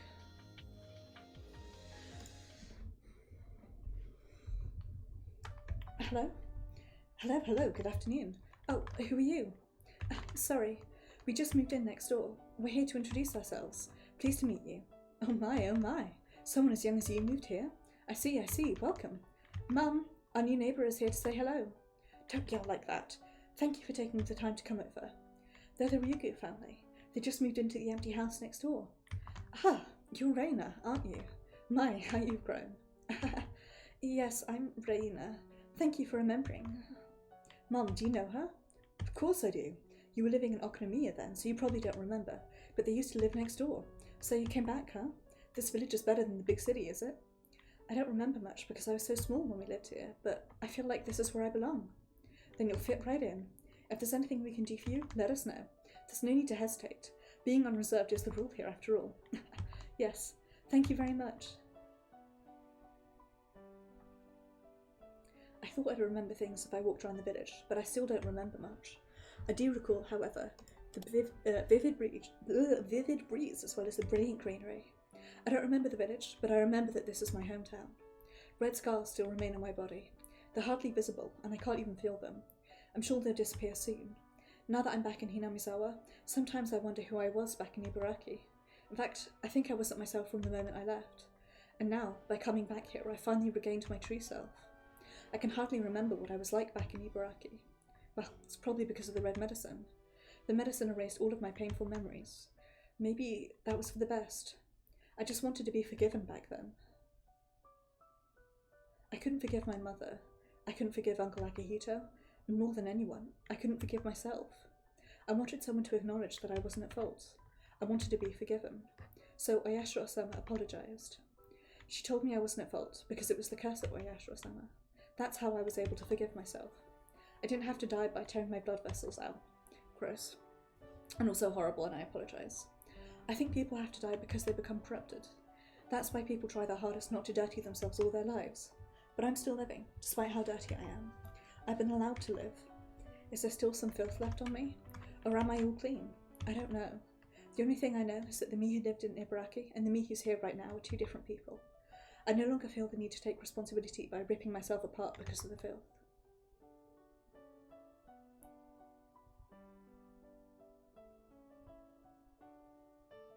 After arranging some furniture and unpacking some boxes, we finally had dinner. Although I hardly remember Hingamizawa, my father remembers things very clearly. Well, it was around when we lived here before.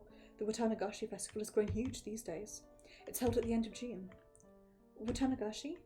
I've never seen it myself, so I don't know too much about it, but supposedly people let cotton absorb the filth in their bodies and drift it down the stream. Absorb filth? You can wash your filth downstream, huh? Of course. Humans are sinners. As we live every day, filth piles up on our bodies, supposedly, and once a year we get rid of the filth by letting the cotton absorb it. This seems like potentially gross origins aside. This genuinely seems like quite a nice tradition, a way to absolve oneself without having to, I don't know, self-flagellate, I guess. People become burdened with filth and sin by doing something bad. Court sentences can settle your crimes legally, but that doesn't mean the burden of sin, of filth, will just go away. In other words, human hands can't erase human filth in this world. The filth is something humans can't get rid of, and that's why we need a god from a different world to do it. That's what I thought. But I'm surprised to learn about Watanagashi. Human hands erasing human filth in the human world, letting the cotton absorb the filth and drifting it down the stream. That means it's okay to live in this world. I tried to hurt myself because I couldn't forgive myself, just distracted by the strawberry cushion, which is extremely cute. Oyashiro-sama apologized to me and told me to come back to Hingamizawa. And now, here in Hingamizawa, there's this Watanagashi, a ceremony to get rid of filth. This isn't just a coincidence. Hingamizawa is a place to wash away your filth. It forgives sins. It is a place of forgiveness. It's called a purification ceremony. I've heard of those before. Japanese culture is very strict about filth. You aren't allowed to remain in the spotlight if you accumulate too much. See, that's the reason why politicians and company presidents resign immediately once people find out about their dirty deeds. You must leave the spotlight if you're filthy. To put it in a bad way, the filth is basically pushed onto someone else, and they are held responsible for it. Sins and filth must be removed. That's why people push them onto someone else and try to get rid of the filth by sacrificing them. But if that's the case, every time that filth is created, people will try and pass around responsibility for it. Sorry if you can hear the motorcycles outside. Awfully hideous. It's almost like seeing demons in the real world. That's where they came up with the idea of letting the cotton absorb all the filth. By doing so, people can live without making someone else take on all the responsibility, sins and filth. Putting everyone's sins onto someone and then killing that person makes that person a sacrifice. Who wants to be a sacrifice? That's why they desperately push their sins around. Purification ceremony is about replacing the human sacrifice with a non-human one. The purification ceremony dramatically changed Japanese culture. Before then, people always believed that the person had to be a sacrifice. This is all very, midsummer right now.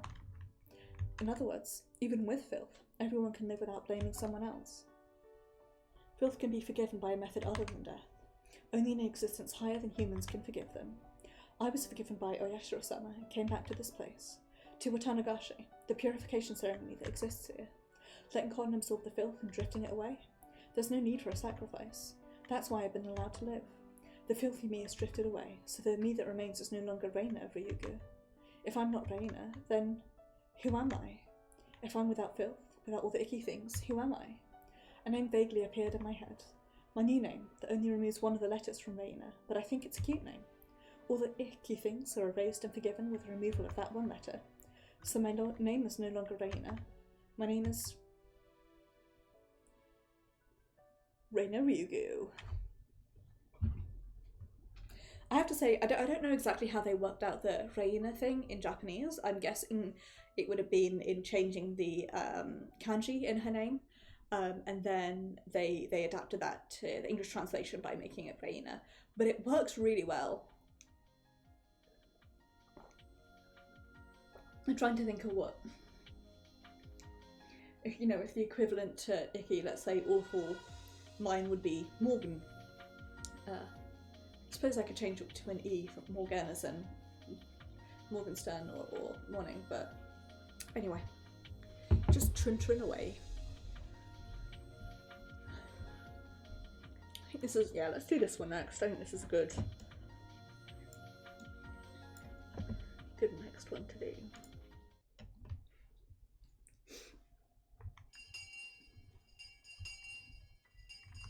School is the children's world. The values that grown-ups don't apply. Children decide their own values and create their own world. So the rules of the grown-up world, the village, don't mean anything here. Even when the villagers badmouth the Hojo family and try to isolate them, that has no meaning at our school. In the children's world, children decide the rules. Rules they think are irrational don't exist here. That's why, as a representative of the children here, I vow that I'll never let any irrational rules come into our world. Within the school, no harassment is allowed towards the Hojo siblings. In the very beginning, some boys teased Satoko, but they were punished severely, and it hasn't happened ever since. That's the least I can do to resist the madness of the village. So I hope Satoshi and Satoko both feel that the school is a safe place for them. Satoshi must notice my concern, because he often smiles when he's here. However, I never see Satoko smile. Satoko's classmates used to try and cheer her up, but soon after, they decided that it was best just to leave her alone. I used to try and talk to her, but when I realised something, I stopped doing that. I'm a member of the Sonozaki family. To Satoko, I'm one of her enemies, so I'm sure she feels uncomfortable to have me around her. All I can do is watch over her. That's why Satoko is alone in the classroom. That said, Rika's always hanging around with her, even though Satoko told her she was annoying. Satoshi, too, is always beside her. These two are the only ones who remain by her side. It isn't limited to Satoko, of course. The malicious isolation is still continuing towards the Hojo family. Because their hysterical aunt is so hostile towards her neighbours, there's nobody who sympathises with her. It's wise to know there are fights worth picking, and fights better set aside. If the aunt had even a little tolerance or self-control, this isolation wouldn't have continued. Of course, the villagers were the ones who forced them into that role, even though they weren't related to the issue. But if she'd stayed quiet, then it wouldn't have gone so far. The aunt's hostility is one thing, but she's dragging everyone in the family into it as well. The uncle and the aunt haven't been getting along, and he hardly comes home. Both Satoshi and Satoko are forced to live in shame. The aunt vents her stress by harassing Satoko. This was the same too. The aunt is her guardian after all, but Satoko doesn't even try to hide her disgust, so things aren't going well between them. If she behaved like Satoshi, she wouldn't have been made into a target.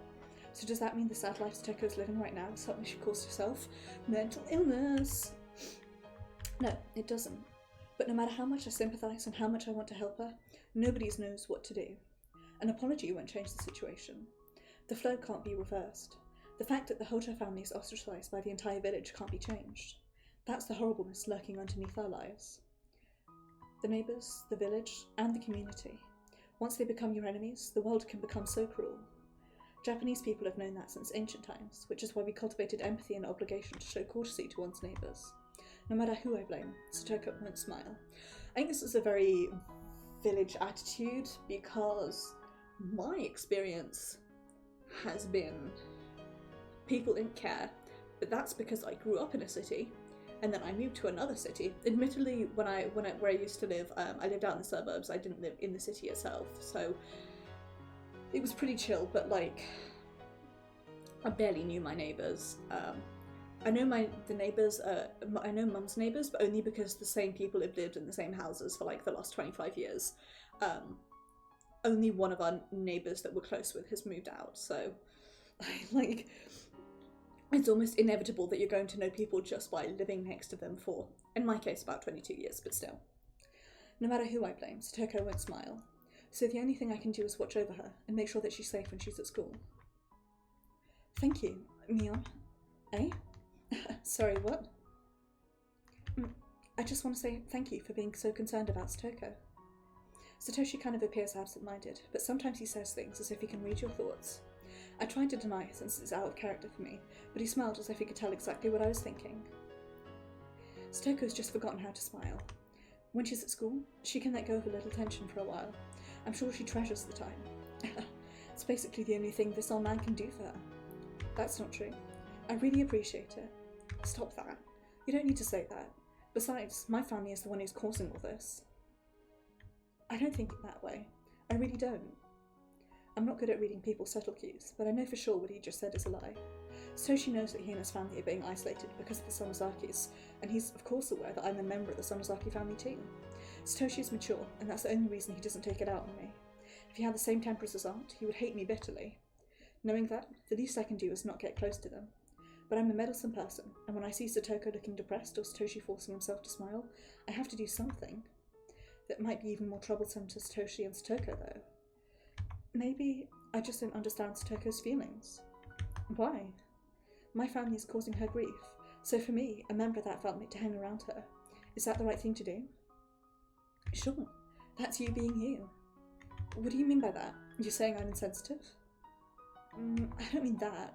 If this atmosphere itself is robbing Satoko of a smile, then only someone who can completely ignore it can bring her smile back. This old man can't tell if you're trying to compliment him or not. You're mean. I'm not ridiculing you, really. I just want you to help. Eh? I can't make Satoko smile again by myself. I need someone like you to help me. But I'm me on Sonozaki, you know?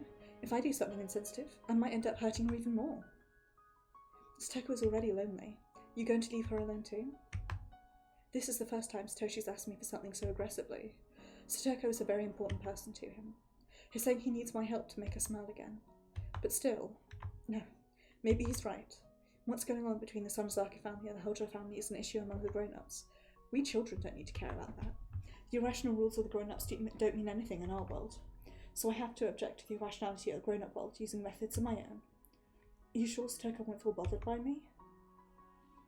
She may at first, but I'll be with you. Sorry, adjusting my way of sitting.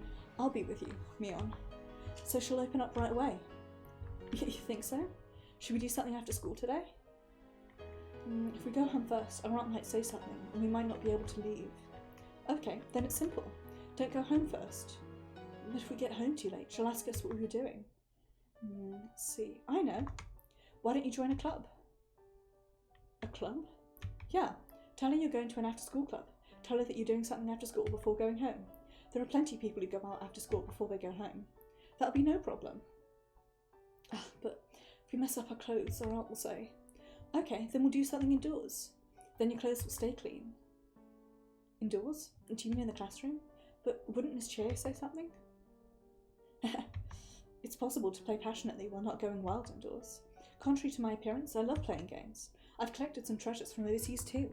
Some of the manuals are written in English and are a little complicated, while some of them I need someone to play with, so a lot of them are just sitting in the storage room. Do you think Satoko can play those too? Sure. If you don't know the rules, then you just make them up. As long as everyone is following the same rules, it's totally okay. I said it so confidently, but would bringing games from home and asking Satoko to play with us actually make her smile again? What have I got to lose? Maybe I'll bring one of the board games tomorrow. Oh, also Mion, I have something else I want to ask you. What? This old man is all ears. I am looking for a part-time job. I thought if I could get her a nice birthday present, that might make her feel better. Dun dun dun.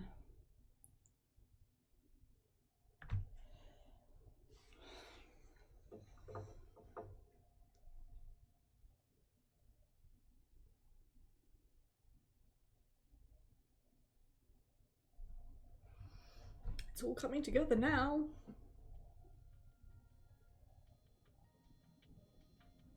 I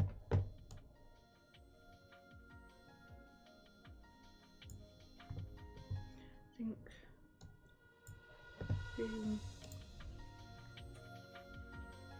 do this one, follow on from this one. Follow this through to its end, as it were. I see. No, you don't need to do that. You're a promising member of the Hingamizawa fighters.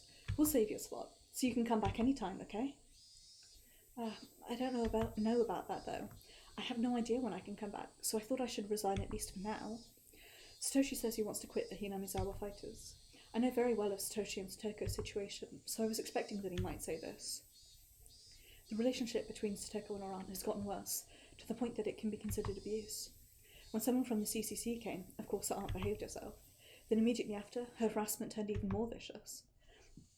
According to the neighbours, the aunt's scolding and Satoko's crying can be held nightly, and sometimes it goes on past midnight. Satoko's weekly physical checkup results are slowly growing worse, and we're trying to keep her stable by increasing her medication. But unless her relationship with her aunt improves, she's sure to go terminal and sink into madness. Although she isn't the type to become deranged, even at the terminal stage. She's the type who holds everything in, harbouring her insanity inside. Just like she pushed her parents off the cliff 2 years ago, Satoko may kill her aunt. This is something I'd wondered. It is heavily implied throughout that Satoshi is the one who killed the aunt, but, like, what if it is Satoko? Thanks to the mountain dogs, the incident was resolved as an accident, and Oishi stepped aside, though he's still suspicious. If something like that happens again around Satoko, he's sure to investigate her mercilessly. I can't do anything more about Satoko's environment changing for worse, so I'm not surprised to hear that Satoshi wants to quit the baseball team so he can be with his sister more. Actually, I'm starting a part-time job. That's why I can't come to practice. A part-time job? Is this something you want to buy? Yeah, it's almost Satoko's birthday. There's a teddy bear she's been looking at, and I want to get it for her. That's right. I remember the birthday on her insurance card. I think it's June 24th, 3 days after mine. Right after the Watanagashi festival. I always find it funny that the Watanagashi festival takes place right around my actual birthday. I see. You're such a good brother. I'm sure Satoko will be thrilled. I hope so. I can tell Satoshi is also stressed out. To him, seeing Satoko being harassed is the same thing as being harassed himself. His stress can be released through moderate exercise, such as with sports, and with plenty of rest. If Satoko is being yelled at nightly, then it's easy to figure out that Satoshi isn't getting enough sleep either. I don't know what kind of job he's starting, but I don't think he'll be able to vent his stress on it. In fact, I don't like the idea of him taking a part-time job, because he's already so worn out in every way. I asked him if he wanted me to help him pay for the present, but of course he declined the offer. It's a present from him, so he wants to earn the money himself. He's taking this part-time job only to earn enough money to buy Satoko's present, so it'll be a temporary thing. If it's for a short period of time, maybe it won't be that bad. Okay, sorry. Email about paper on Monday. Well, I want to stop him from working because I don't want him to get even more stressed. Since he says Toko's birthday is near, I don't think I can stop him.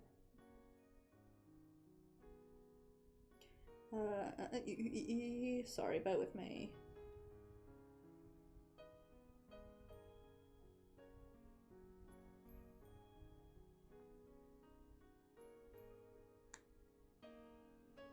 Okay, sorry. Satoshi is determined. If I say any more, I may lose his trust. So I'll have to accept his leave of absence. Oh, Coach, can I maybe borrow a bat? I completely misunderstood his words. Later I found he carried around that bat to protect himself, and realised that, even then, he was already showing some dangerous symptoms.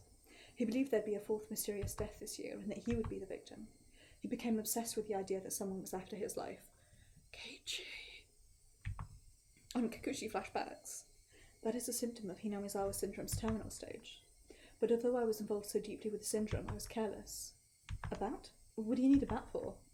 Satoshi had his own bat, so he should have asked if he could take it home, but instead he asked if he could borrow it. When I think about it now, he said it that way to lighten his guilty conscience. But how could I have known? Well, although I can't come to practice, I think I'll have a little time to practice swinging on my own. That's great. Sure, please take it with you, but make sure you do it in an open space, okay? If it won't bother your neighbours, it's good practice to hear hanging tire. Swinging a bat can release stress. Sure can. Swinging a metal bat? Great. So letting him take his bat home will help. That's what I thought. But that was a huge mistake. I realised it only when things were already past the point of no return.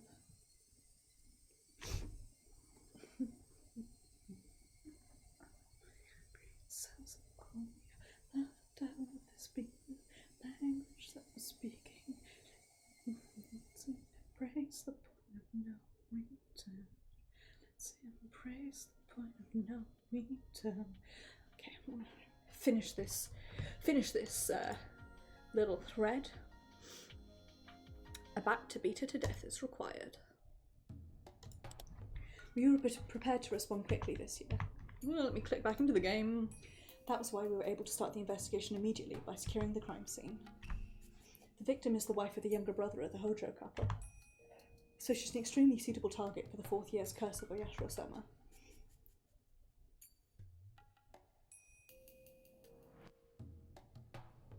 I see. She's the... So weird that what's-his-face is, like, their blood relation, while she's the, you know, married non-blood relation, should we say. She's an extremely suitable target for the 4th year's curse. She has a horrible reputation amongst the locals. After the incident, everyone said she deserved to be cursed. I have a general idea of who the culprit must be. It's probably Satoshi, that innocent-looking kid. There's even a motive. The deceased abused his sister relentlessly, so this would be in revenge for that. Also, when he attended the inspection of the crime scene, he was rather frantic, yet also far too composed, as if he was totally unrelated to the incident. My intuition from many years of police work tells me that 8 or 9 times out of 10, someone who acts like that is the perp. I have no concrete proof, but if I question him and shake him up a bit, I have a feeling he'll confess. And for the victim to be so beaten up, the culprit must have some blood on him as well. If we can find that, we'll have proof. Unless he's a complete fool, I'm sure he's already gotten rid of it by now. If we can find any in the place he says he disposed it in after he fesses up, then we can convince the prosecutor too. This is pretty insignificant as a standalone case. Confession from Satoshi would end it. Everyone except me must believe that. But if I look at it as part of the series of deaths, it won't be so easy. Either the 3 families of the village or the Sonozaki family alone is directly involved in this. Neither of them are! Like, we can, you know, appreciate Oishi's motivation, but he's got absolutely and completely the wrong end of the stick, you know?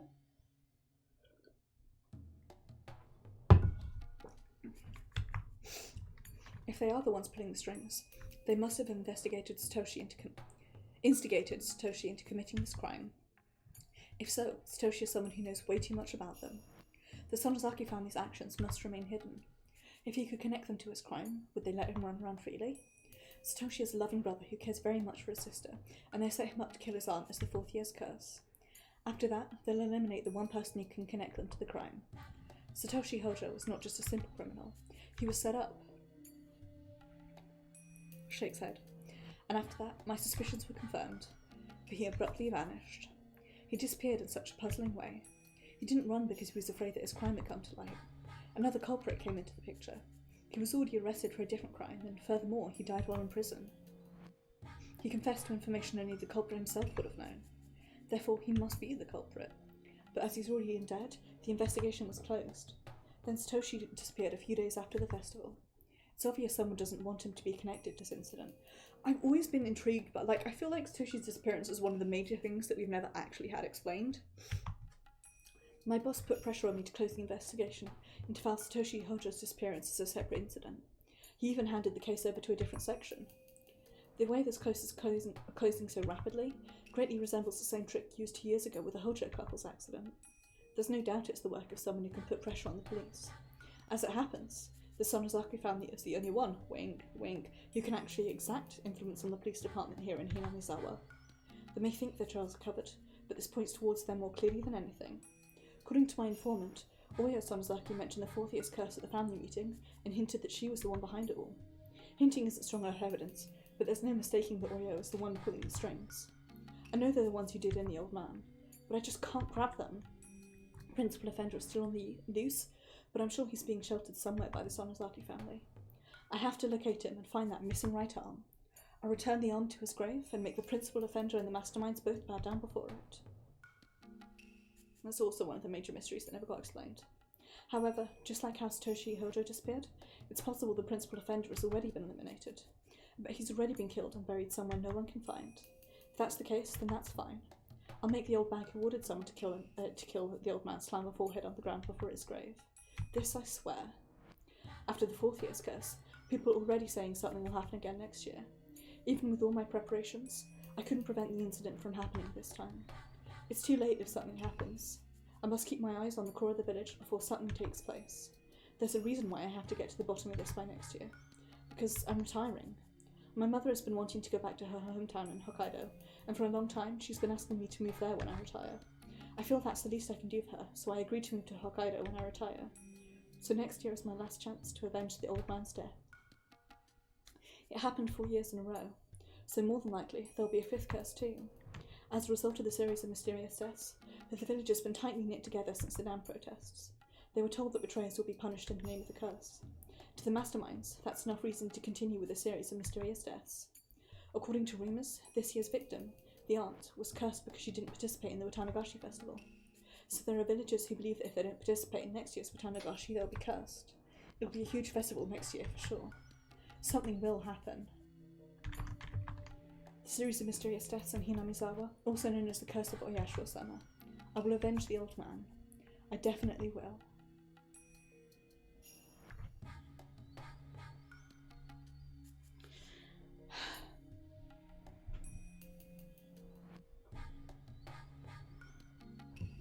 He really is like trying his hardest, but barking up completely the wrong end. Where are we? Do that one. Okay.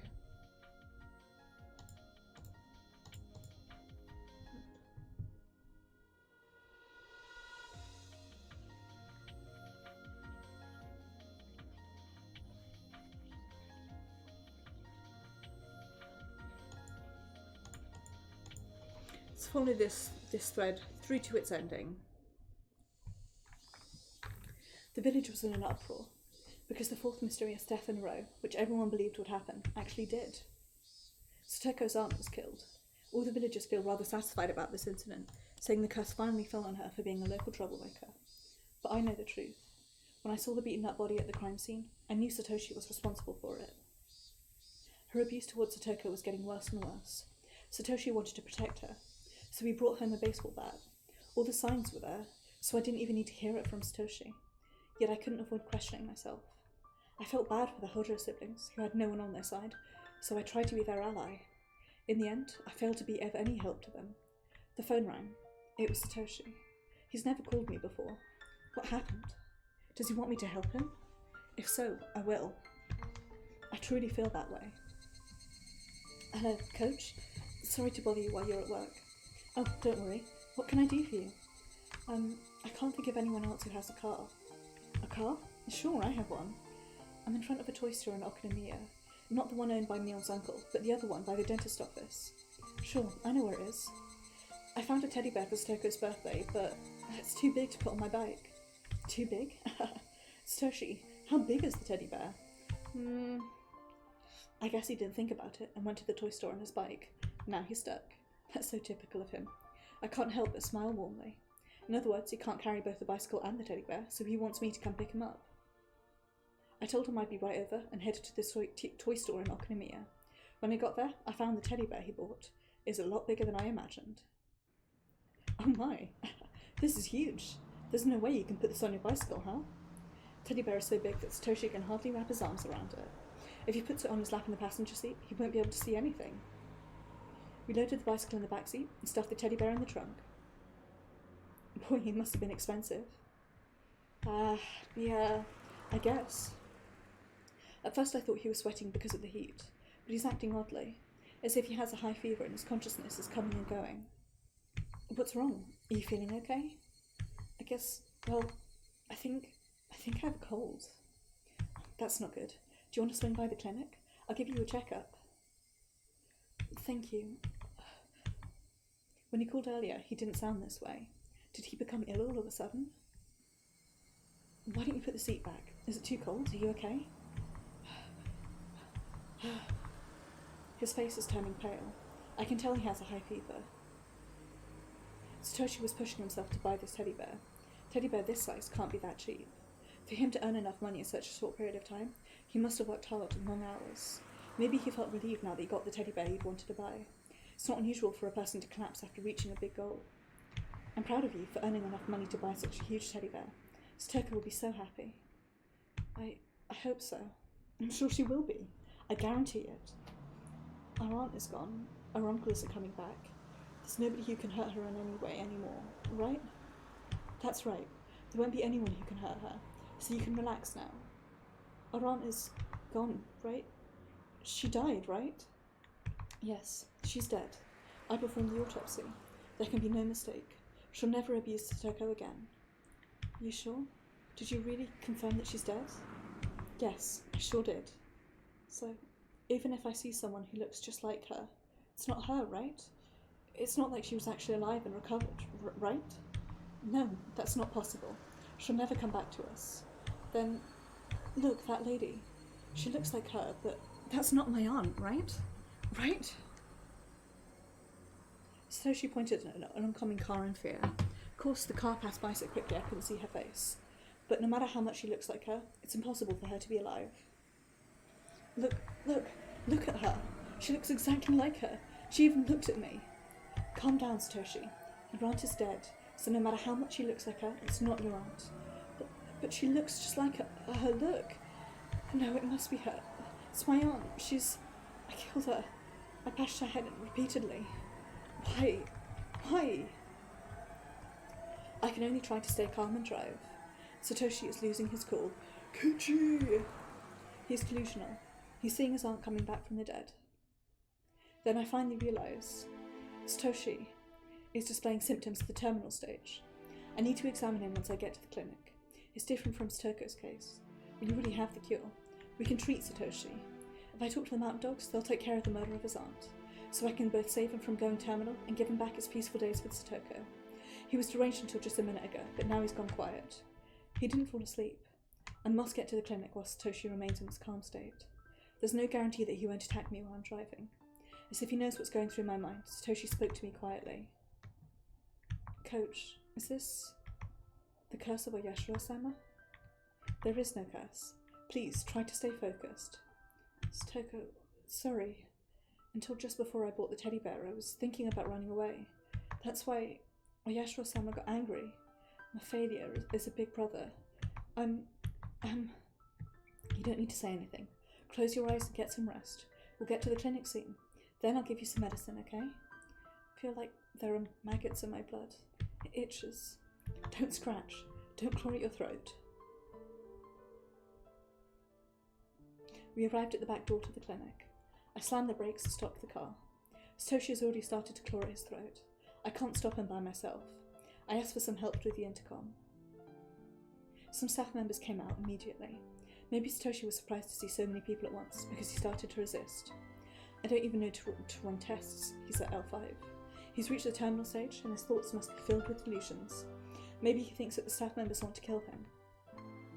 The staff members pinned his arms and leg down and gave him a shot to put him to sleep.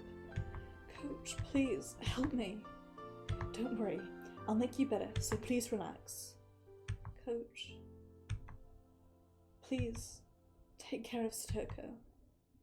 Please take care of Satoko. After saying those words, he fell unconscious. My, what's going on? Satoshi suddenly displayed symptoms. Considering the amount of stress he's been under, it was just a matter of time. Or maybe he was holding it back until he bought the teddy bear.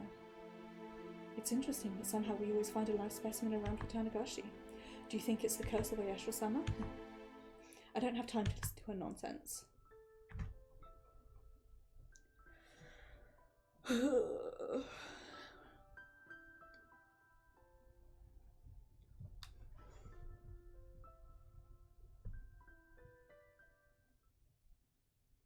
It still doesn't really explain the disappearance, though.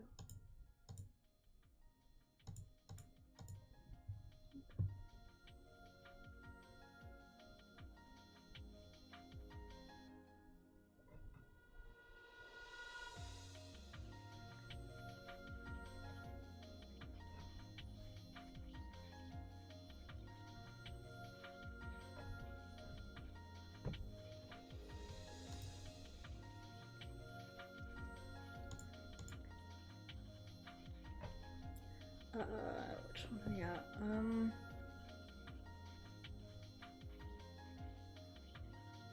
Seeing as we're back at the clinic, let's keep going with the seeing as we returned there, let's do a flashback to the clinic storyline, which I think is this one next.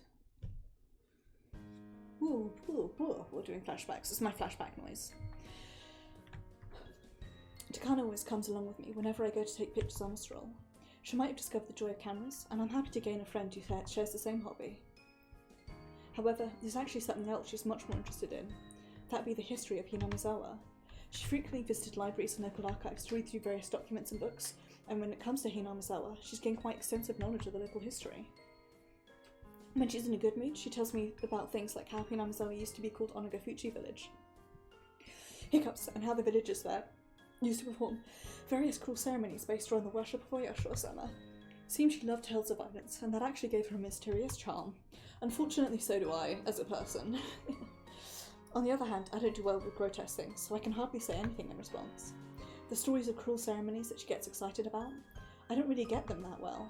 However, with the way her eyes light up when she talks, I don't mind spending time with her, even if I have to hear about such cruel things. You sure like looking into that stuff, don't you? Sure, it's fun. It's thrilling to unravel a dark past that has been sealed away. Don't you think so? Mr. Kano smiled in a way that almost made it sound like a dark past is something fun. You're saved. But of course it isn't. The dark history of Hingamizawa that she loves is something cruel and atrocious, like the witch hunts in the Middle Ages. Besides, they help me in researching Hingamizawa syndrome. You don't have to always look through microscopes to research things. Sometimes the traditions of the village that have spent so long with the parasite can teach us things that are far more valuable. That's true, and boy, you sure are passionate about this. That's because research gives my life meaning. To step into the unknown and to uncover a secret that nobody else knows. Don't you think that's wonderful? It tickles my intellectual curiosity. It's probably the greatest entertainment available to humans who can feel joy just from thinking. I'll check a thing, bear with me.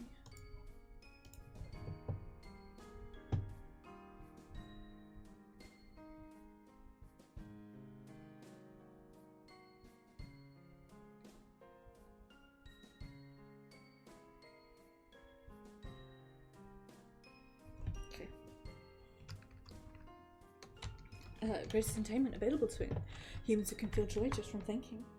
The first person to work on this, Dr. Takano, must have discovered something fascinating enough to make him devote his entire life to the research of the syndrome too. I think I'm probably the only one who could understand his feelings. I suppose it would be too difficult for you, Jiro, since you're not a researcher.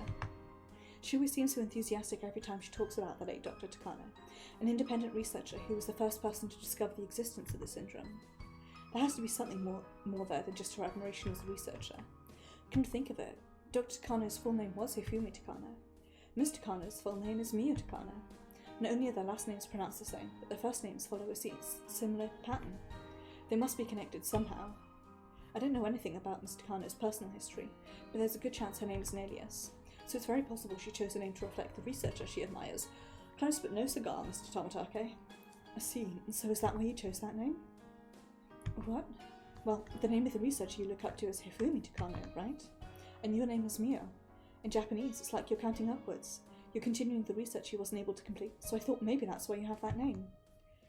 Who told you that? Eh? No, I just thought of that just now. I didn't hear it from anybody. You're correct. I'm surprised you figured it out since you're so dense. I know you admire Dr. Takano, and sometimes you've spoken as if you were his daughter or granddaughter who inherited his research. That's why I said that. Even authors, like Grandpa Adagawa, use their pen names as homages towards authors they admired as well. So I thought maybe the name you use is like your pen name, you know? No, that's not so. Miyo Takano is my real name. You write my family name differently though. Oh, then it really is the exact same family name as Dr. Takano? That's even more of a surprise. And Miyo is your real name too. Miyo Takano continuing Hifumi Takano's life's work. What a fateful coincidence. You're overstating it, Jiro. This isn't fate of any kind. He's my grandfather. Huh? This is news to me. I heard Mr. Kano had covered documents about the Hingamizawa syndrome left by Dr. Takano after his death, and decided to continue his research. I've never heard of them being related before. Someone told me it'd leave a bad impression if I asked for money to continue my grandfather's research. That people may think I'm trying to pull funds for a family matter. That's why I changed one of the characters in my last name. So other than Uncle Koizumi, you're the first person I've told this to. I see. I didn't know. So that's why you're so passionate about this. I understand clearly now. She really did inherit the work her grandfather wasn't able to complete. My grandfather researched Hingamizawa syndrome not only from a medical standpoint, but through old documents and literature as well. Looking through the old stories of a village that's been living with the syndrome for hundreds of years can be far more valuable than looking through microscopes that magnify things hundreds of times. My grandfather taught me that. I see. I'm sure your grandfather is happy you're finishing the work he couldn't. I bet he's really proud of you. I hope so. I said something Mr. Kana would normally tease me about, but she didn't. She nodded and smiled. There's no mistake. She is indeed the granddaughter of Dr. Takano. My grandfather is a Fumi, which means 1, 2, 3, and I'm Miyo, which means 3, 4. Following after my grandfather, we've only counted the 3 together, and Following after my grandfather, we've only counted the 3 together, and counted the 4 after my grandfather. I counted the 4 after my grandfather, I guess. We must reach the 5 that neither me or my grandfather has seen. That is my duty and the reason I was born. So that's why your name is Mio, huh? I think that's a beautiful name. Thank you, but please keep the granddaughter issue to yourself. My clients don't even know, and I don't want any unnecessary problems from them finding out about it. Sure, okay. This is a secret between you and me, huh? Although it's only a small secret, it feels good to think that I'm the only one who knows about it. I've only counted to 3.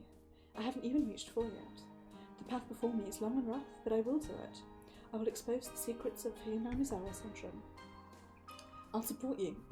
It's my job in the first place, isn't it? Jeez. You'd sound pretty cool if you didn't tack on things like that. You only needed to say that you'll support me, you know? Okay, I'll support you. It's too late. You're not cool if you can't get it right the first time. We laughed cheerfully together, and after we finished laughing, she became serious again and spoke as if to drive the point home. So remember, Jiro, don't tell anyone that I'm his granddaughter, okay? Okay, I promise. It's not a bad thing, but I don't want clients to cut off funding because of that. I don't think they will. Besides, I won't tell a soul.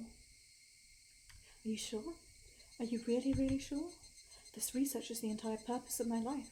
My mission is to complete my grandfather's work. To prove that his trampled research is actually something amazing that will shock the world, and to make everyone praise my grandfather who's perishing away under the earth, eventually having him ascend as a god. That's the meaning and purpose of my life, Chiro. If you say something that will create problems for my research, don't worry. I'll forget everything you told me here. Really, I mean it. I won't say anything. I promise. I won't say anything. Are you sure, Chiro? I sensed something frightening within her for a moment. Afraid that she'd end up possessed by it, I swore to keep the promise. Her intellectual curiosity as a researcher and her conviction to complete her grandfather's work are what stirs her passion for researching Hingamizawa syndrome. I think there's one more reason, but it's far too deep, and it's within a wound at her heart. Within a wound in her heart that someone like me should never touch. But earlier, she said, if you create problems for my research. I wonder what she wanted to say after that. I can't help thinking that she wanted to say something terrifyingly merciless. Probably did, knowing Takano, huh? I kept my promise with her, and we never talked about the issue again after that.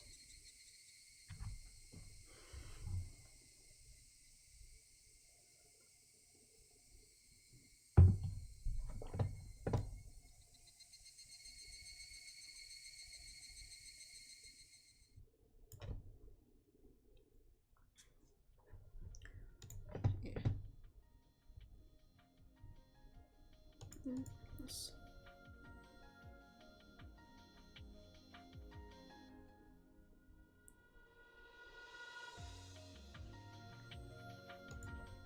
Going slightly backwards, I think, with this one, but whatever.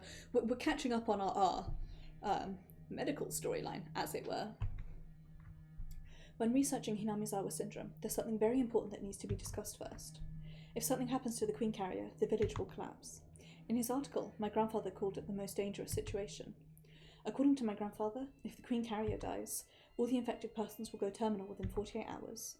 This may sound unbelievable at first, but research on the collapse of past local religions and group suicides around the world should indicate there's some truth to it. Among all the mysterious incidents around the world, there are some that were controlled by parasites controlling the entire communities, very similar to Hingamizawa syndrome. I find this conceptually super interesting. I have a morbid interest in cults as a concept, so I find this very, very interesting. I do listen to the I think it's podcast, Cults podcast. I'm just super way far behind, and thanks to various happenings, I'm behind on all of my podcasts. So I was catching up on it from like ages ago, and then I couldn't, because at the moment I'm catching up on every other podcast that I listen to. But one day soon. some that were caused by parasites controlling entire communities, very similar to Hingamizawa syndrome. Grandfather picked a few cases that are very similar to the syndrome and investigated them. As a result, he confirmed multiple cases of entire communities losing their minds after the death of a religious leader or founder, and finally annihilating themselves. He stated that, on average, it happened within 48 hours. It's clear that infected people are affected by the queen carrier, and the condition of the queen carrier is in fact affecting the entire village. Our statistics have already proved that on the weeks Rika felt sick and visited the clinic, we saw an exceptionally high number of visitors. Very strange. Rika being sick with a simple cold had a massive impact. If something particularly bad happened to her, we'd be facing a serious situation within 48 hours. That's why the Area Institute has to protect Rika, the queen carrier. It's the most important mission of the Hingamizawa Syndrome Research Project. She's already agreed to help us in the research, but we have to be very careful not to put her in any danger. Also, we have to protect her from anyone who would try to harm her. Her life is equal to the lives of 2,000 villagers. But what if something happens to her by accident? The Area Institute must prepare for that situation. That's why I worked on the draft of the emergency manual when the Area Institute was first established. Oh, sorry if you can hear police alarms outside. Coming to arrest Kano for awfulness crimes. It's a precaution in case the queen carrier dies, or if infected people show acute symptoms due to the death of the queen carrier. This is an emergency procedure which must be followed within 48 hours of the mass occurrence of acute symptoms. The final measure is to prevent the damage from spreading to nearby areas. The plan uses gas, making it look like a natural disaster. My client, the Alphabet Project, took the responsibility of working out the details of the plan. Pardon me. They're used to dealing with things like nuclear and biological weapons, so they ended up being a big help. There's no way I could have come up with a plan on my own to execute 2,000 villagers. Through Dummy Company, the ground STF has secured a closed quarry in the Higurashi region, upstream of Hingamizawa. It's to be the secret storage base for the equipment it would use in that operation. Equipment that sprays deadly gas that kills people as if they were falling asleep is stored here. In the case of an emergency, a special unit of the ground STF is to use this equipment to destroy the village, and make it seem like a toxic cloud, killing groups of people, which to my knowledge has only happened twice. In RE mass deaths. I'm sure it's happened many more times and maybe, made people ill or something, but the toxic gas cloud from a lake causing mass deaths, I believe, has only happened twice. It's a terrifying thing to think about. However, preparing for the execution of the villages itself is politically dangerous. Do a quick save. So, if I'm going to insist on them getting the equipment ready, I have to make them understand how dangerous Hingamizawa syndrome is, and also how urgent the need is to have a contingency plan. I have to prove the need for a plan by showing them enough data. So the files my grandfather kept intact come in quite handy. When the clients read my grandfather's articles about the syndrome, they were surprised to see how catastrophic things could be in the worst case scenario. In other words, if something happens to this girl, the queen carrier, all 2,000 in the villages, will become deranged. Something happens to this girl, the queen carrier, all 2,000 villagers will become deranged. Is that what you're saying? Yes. There have been several cases similar to Hingamizawa syndrome where group suicides took place. In the case of the syndrome, we can easily expect extreme defensive behaviour which results from deep paranoia. The result may affect all 2,000 plus carriers. All 2,000 plus carriers. I've forgotten how to speak English. From there on, we may face abnormal situations involving lawless violence and bizarre religious despondence. We must be ready to face such a situation by having a contingency plan. Otherwise, we'll draw the attention from the rest of the world. We have to remember that we only have 48 hours to respond once it happens. You're saying that if it happens, there's nothing anyone can do? Can't you treat everyone within 48 hours? That'll be impossible. We don't even have a cure, and the research centre isn't capable of taking in all the villagers. How frightening to realise such a disease actually exists. The world is full of mysteries. Constant vigilance against worst-case scenarios supports our national defence, and is one of the ideas behind the Alphabet Project. Besides, our goal is not to use the plan, but it's vital to be prepared. Indeed, precisely as you say, I'd still like to look into strengthening the rules of approval authority behind applying the plan, but I understand the necessity to prepare a response for a worst-case scenario. Let's have the urban suppression research team run a simulation of the Hingamizawa suppression operation in the region. I think we should get it going as soon as possible. It's possible that the Queen Carrier Girl may be hit by a car and killed at any moment. Thank you, Major Takano. We have further questions, so you can sit down. Thanks to a push from one of my backers, things were decided without too much of a problem. It took me almost all day to explain it to them, but it only took a short time to come to a decision. Nobody criticised, ridiculed, or tried to reject my grandfather's articles out of hand. In the files that we're reading today, are the very same shameful articles that those haughty authorities left their footprints on as they trampled them and my grandfather's heart. I thought I could hear sirens outside again. It was one of the problems of living next to both a bridge and then an overpass further down the road, is that sirens, which are going from like the south side of the city to the district that I live in, are very loud and are right next to me.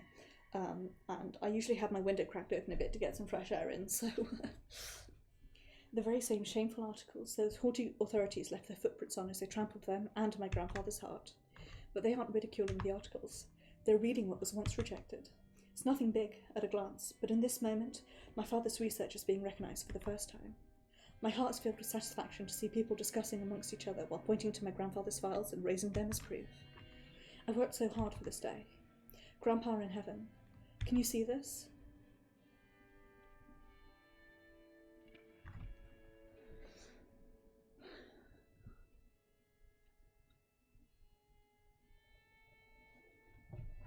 So then I think we can do the other one, which is this one. Here we go. Bottle of wine. So Tomtake's Promise we just did, Drachma Merchant Manual we just did, and the bottle of wine we did at the end of last stream. It happened so suddenly. Uncle Kuizumi passed away. I never heard he was ill or wasn't feeling well. His chest started to hurt suddenly and he couldn't sleep. He called an ambulance for the first time in his life because he didn't think he could endure the pain. He was taken to emergency care, but he didn't live to see morning. It was an acute myocardial infraction? Okay, I'm gonna have to look this one up. Myocardial. Oh, it is called an infarction. Well, there we go. An acute heart attack. Did not know that the word infarction was real.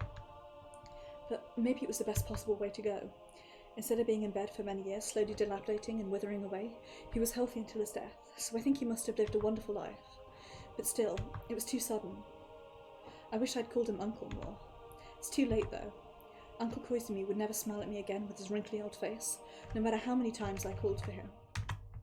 He was my guardian until now. He always looked after me, making sure my efforts received proper recognition. Maybe he only did that because he couldn't help my grandfather when he was alive. But still, he was an important person to me. He wasn't just my political backing, but I didn't realise that when he was alive. I only thought of using his power for my own agenda.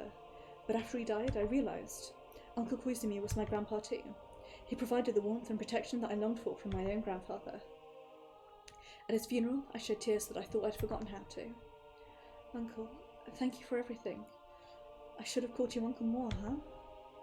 No matter how many times I called to him, he would never reply. What I can do for him at this point is complete my research. I must accomplish my goal for his sake. When my grandfather's research is finally acknowledged, Uncle Koizumi's name will be known once again for being the sole supporter of his endeavour. I believe that's the best way to repay him for everything he's done. I vowed to devote myself to my work even more from this day on. But, unfortunately, hardships and sadness tend to come together. It was like the tailwind that blew steadily until today suddenly became a headwind. The wind shifted far too suddenly. So strong, so cold, so sad. What are you talking about, Jiro? Well, you know that Koizumi was the main political sponsor for the Irie Institute, right? He had trouble getting approval from the rated agencies, but he used his political weight to force it through. After all, he was one of the key figures in the post-war restoration, accomplishing tremendous deeds in the medical industry. He held a huge influence in politics and industry. So now that Koizumi is gone, the way he did things won't work any longer?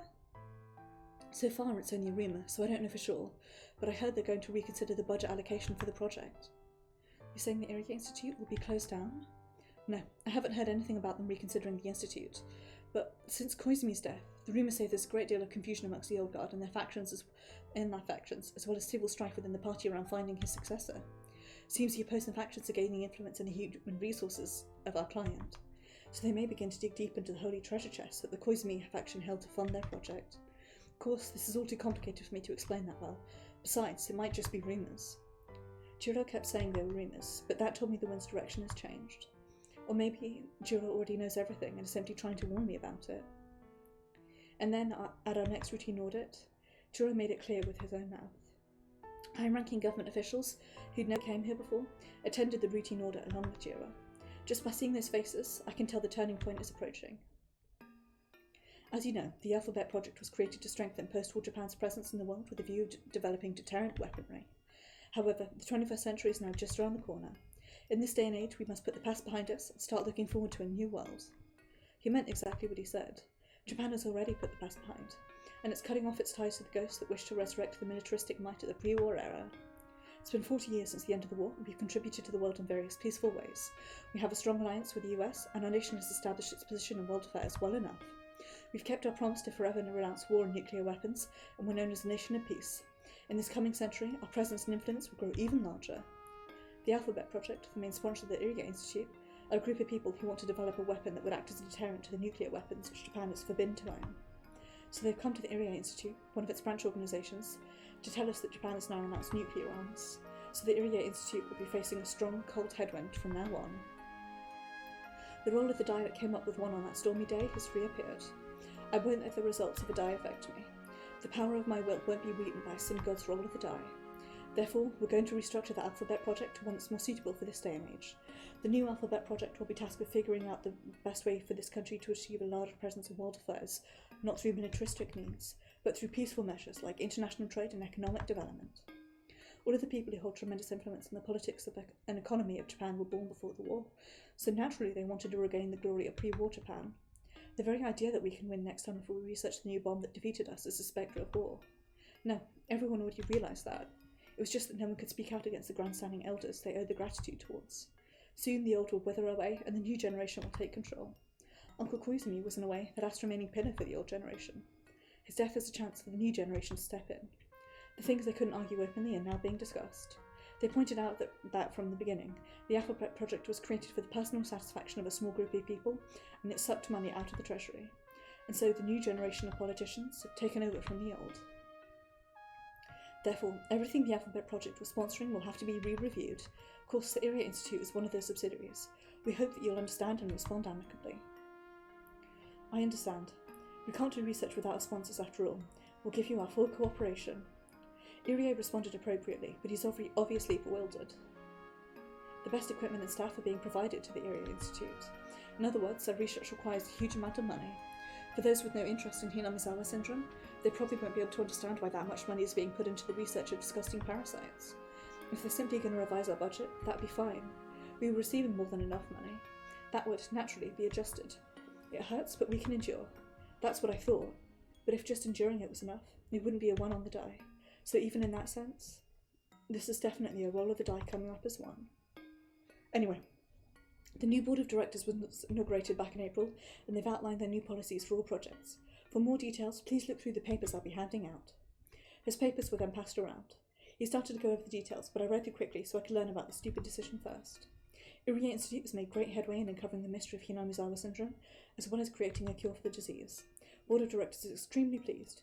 We recognise this is due to the unceasing efforts of Director Irie and all the staff on the Institute. Thank you. Even while he received their congratulations, a tense atmosphere surrounded Irie and I. It's customary to start the conversation in the opposite way you're planning to take it before delving into your main point to convey. If the main issue is something good, then start with something bad, or vice versa. Irie's Institute had 2 main intentions. One was to study the disease and hopefully find a cure. The other was to research the possibility of utilising the disease for military applications. The new board of directors has decided to put a stop to the latter immediately. In this day and age, researching biological weapons is an Achilles heel for Japan. The Irie Institute must cease all related research and destroy any results. I understand. I'll comply. Irie replied with that immediately. He was assertive about finding a cure, but he was never even remotely interested in researching the use for military purposes, so I'm sure he has no qualms about concurring with such demands. But I don't agree, because our research will be more limited if we're just trying to find a cure. To me, finding that cure is simply a byproduct of my larger goal of discovering everything about the syndrome. Also, regarding the Irie Institute, we've decided to have you wrap up your work within the next 3 years.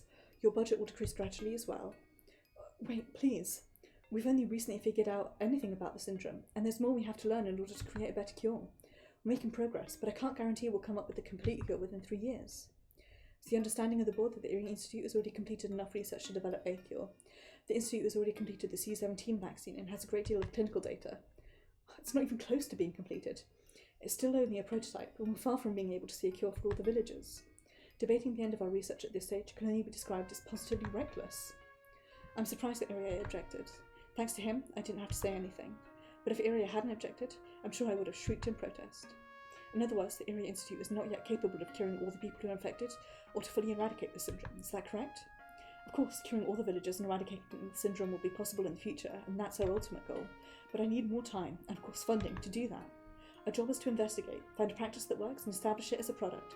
This isn't a job where you can follow a blueprint to create something with certainty and a set time frame, so we hope that you'll avoid following that misconception. I guess Irie speaks out when he needs to, and what he's saying is absolutely right. Research isn't something to guarantee to produce results with money and time. But I disagree with some of the things he said. He's objecting about the time and the money, but he's basically agreeing to limit our research only towards finding a cure. That won't do. We won't unravel any mysteries that way. At that rate, the discovery of the Hingamizawa syndrome won't be recognised as my grandfather's great achievement. I see. I think I see your point. Our main purpose here is to dispose of the fact that the research was conducted for military purposes. So we must forever hide the fact that the research was conducted on the strange disease called Hingamizawa syndrome, as well as hide its existence. If you can eradicate the disease without anyone ever learning about it, then we'll give you the time and funding you require. But we'll discuss more about that later. Is that acceptable? Yes, I have no problem with that. Then, please submit a plan and a budget proposal for eradicating the syndrome in secrecy. We'll do our best on our part to approve your proposal. Thank you. I'll work on it immediately. Please don't misunderstand that it's our intention to halt the research immediately. We want to see the best possible outcome for your work. Please understand that. Yes, of course, I understand. While I was listening to the conversation, I was struck dumbfounded with something they said. Eradicating the syndrome in secrecy. In other words, it would be as though Hingamizawa syndrome never existed. So my grandfather's name will never be revered by anyone. The sound of rustling papers and hushed proceedings filled the meeting room, but I only heard the ticking clock as I clutched my sweating palms.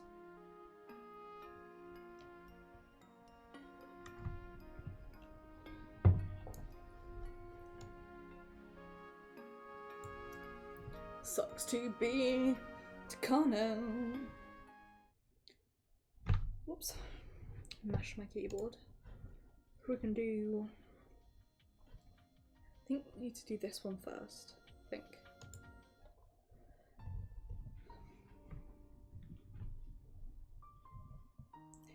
Maybe we should wrap up for now. I don't think you're in the mood today. Eh? That's not true. Sorry if I gave you that impression. Mr. Kano's been looking through the viewfinder, but I haven't seen her push the shutter at all. While she came along, I don't think she's in the mood for birdwatching. Mr. Kano has been depressed ever since the announcement of the new policies at the board meeting the other day. That's understandable. The Iria Institute was created by her in the first place. It was created so that she can devote her life to researching Hingamizawa syndrome. For all that to be tossed aside while being asked to wrap up work within a few years, of course she's depressed. Besides, she can't even fully spend the rest of her time left on research. The funding was being cut in stages, and by the end, they're barely able to finish closing up, let alone research anything.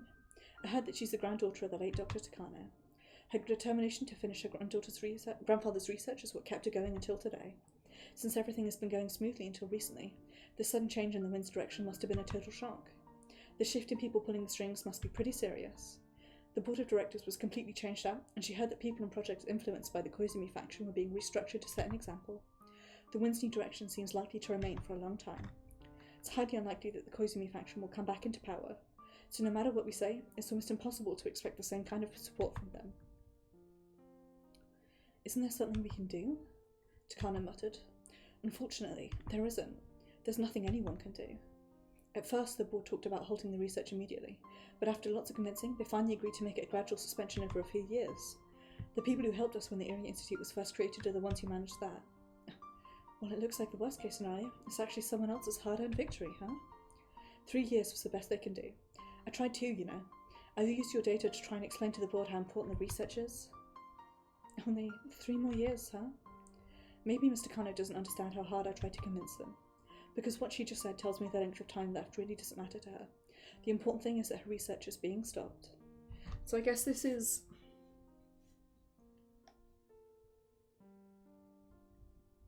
I don't know exactly when this is taking place.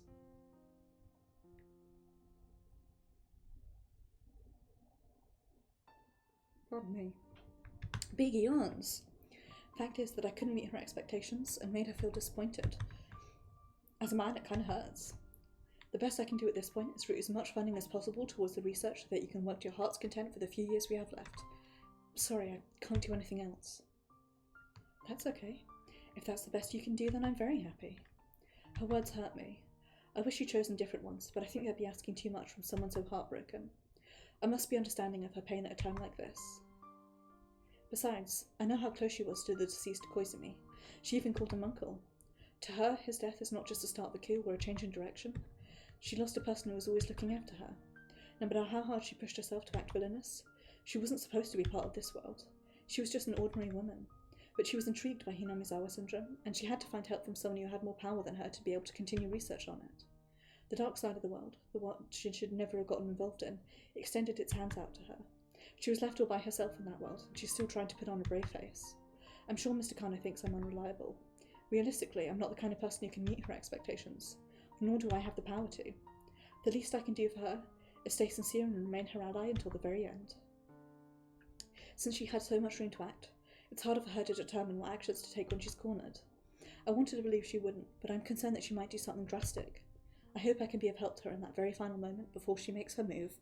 Actually, what's going to happen is you're going to wind up killed. But I can't even gain enough trust from her to do that. How pitiful and pathetic. Of course, part of it is, as a man, I want her to rely on me. But that's not really it. She's been abandoned in this world, and is all alone, so someone has to be her ally.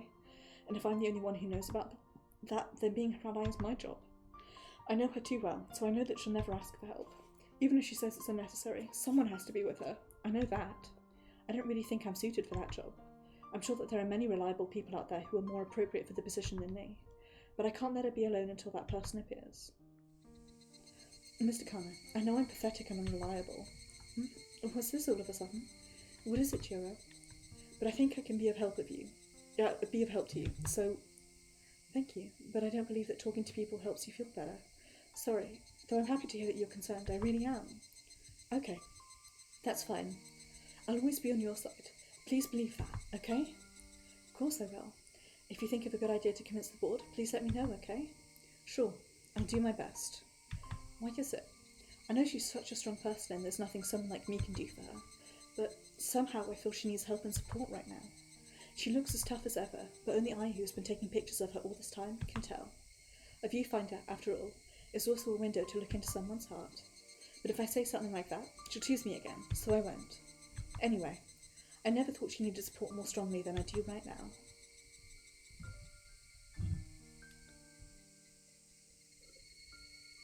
I have to say, despite Takano's general villainy and shittiness, the game does do a very good job of encouraging support for her.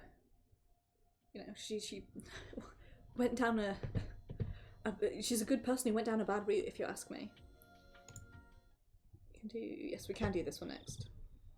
Sick. We love to see it. Hey, Nakagawa. Long time no see. Still at it lately? You know, that. No, not at all. It's no fun getting old. You've got to concentrate when you work with clay. If you put it off for a long time, your senses get dull and there's no point. Please allow me to introduce someone. This is Major Takano. Very nice to meet you. Thank you for taking time to meet with me today. I truly appreciate it. I really didn't make time for you, actually. I was told that I could have some good raw sea urchins. Sea urchins are good for you, did you know? Rich in vitamin A, and they're good for your skin. Women like sea urchins, right? Haha. It's true that sea urchins are rich in vitamin A, but compared to spinach, it's not anything worth making a fuss about. Well, none of that matters right now. I would not ever want to eat a sea urchin, just saying. They really freak me out. He just seemed like an unpleasant man, so I wanted to criticise him. These men are the directors of the Alphabet Project, who control the funding for the Irie Institute. They're also people who are in position of being able to offer their opinion to those directors. To put it in a simpler way, they're the new owners of the Irie Institute. Although not as much as Uncle Koizumi was, they're also leaders and influencers in various fields. I have to be very careful not to upset them. Therefore, there's no way I would have the ability to call them in. By using the influence that the Koizumi faction once had, I finally managed to get this chance. Uncle Koizumi, who gave me his full support and made everything go my way, isn't here anymore. I'm on my own from this point on, and I will open up a path for myself. But the stage doesn't just belong to me today. I can't let the people who offered me this chance lose face, so I have to wait patiently until it's my turn. My primary objective today is to explain what a prominent research subject for Hingamizawa syndrome is, and acquire an indefinite extension for our research. They only ever think about money, so they aren't even realising the hidden potential of it. They don't recognise that it's worth spending a lot of money on. This is not my research on the existence of an unknown parasite, but something that may overthrow the basic foundations of anthropology. A Nobel Prize wouldn't even be enough. It won't be easy trying to explain all that to men who know nothing about any of it, but I have to. That's why I spent many hours making the straightforward support documents. Sometimes we make documents confusing on purpose because we don't like dealing with uneducated people, but this time it's different. I can't look down at them. I must sincerely try to make them understand. The accessible support documents are there in a huge pile. It feels like we're wasting time eating traditional Japanese food in such a relaxed mood. I want to get to the point and explain to them in detail so they can understand. But there is the saying, luck lies in the last helping. I have to be patient right now. To be frank, I thought the alphabet project we've seen wasn't that good. In the end, it's been nothing but a sandbox for old men with their heads still stuck in the Pacific War. Nothing but a sandbox for those old men to craft their dreams of Imperial Japan's revival with money that isn't theirs. Do you know how much public funding was wasted on those delusions? From what I've heard, there are already prosecutors poking people like Okino and trying to pin embezzlement on the old board of directors. That's what you get for trying to suck up to those old men.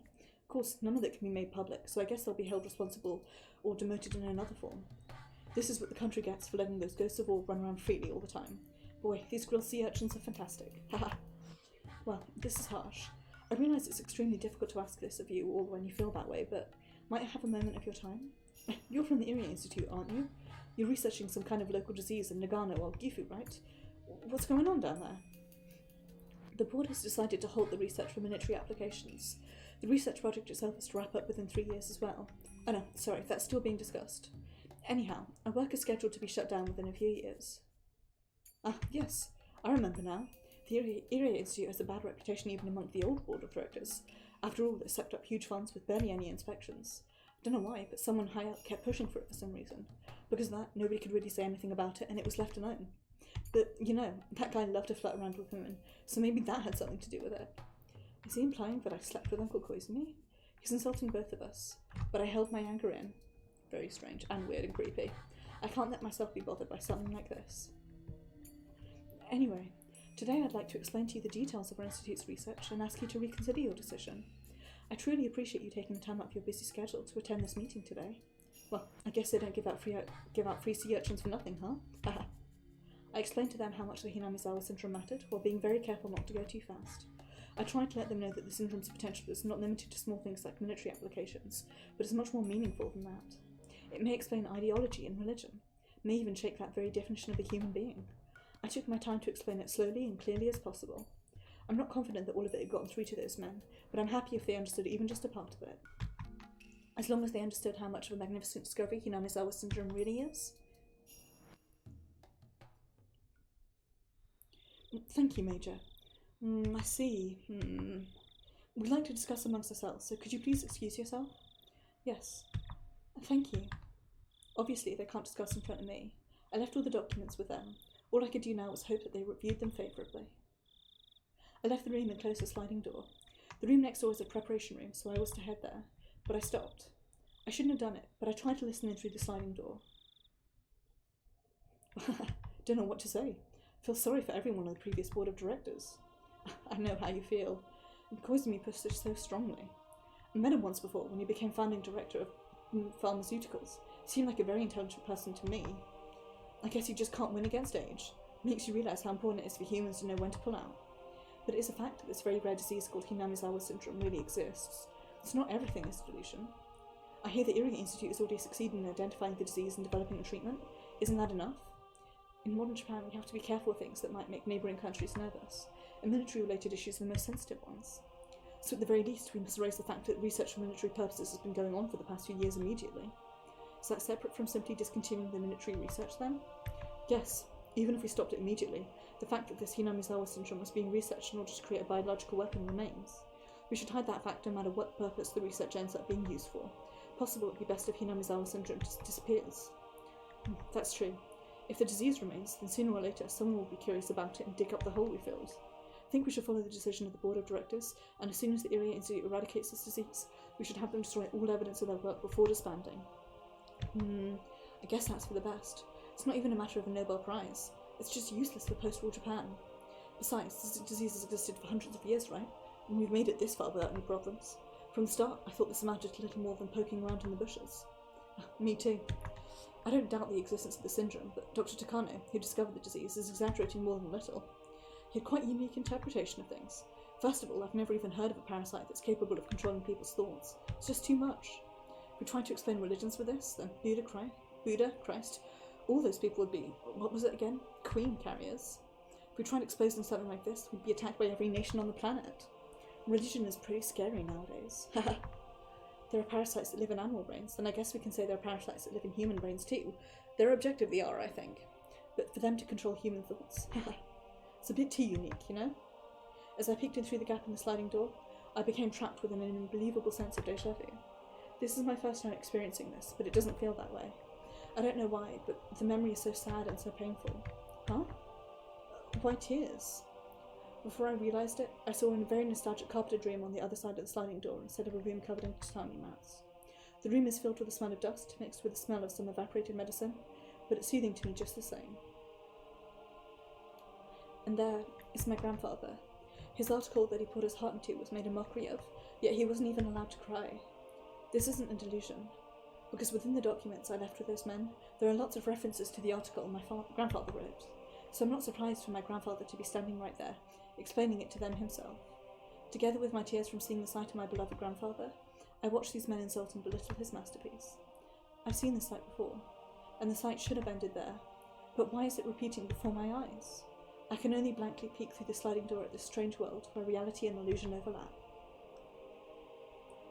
The Major is a little strange, and Koizumi, who believed in something as ridiculous as this, is a little strange too, but the strangest one of all is the person who wrote this article in the first place.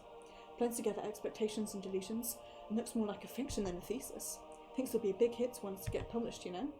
You're absolutely right. I have a friend who's the head of a publishing company. I bet he'd love this. This is not a laughing matter, gentlemen. A huge amount of money was poured into this over the past few years. Worst thing is that the equipment used to gas the villagers in case of an emergency had already been procured.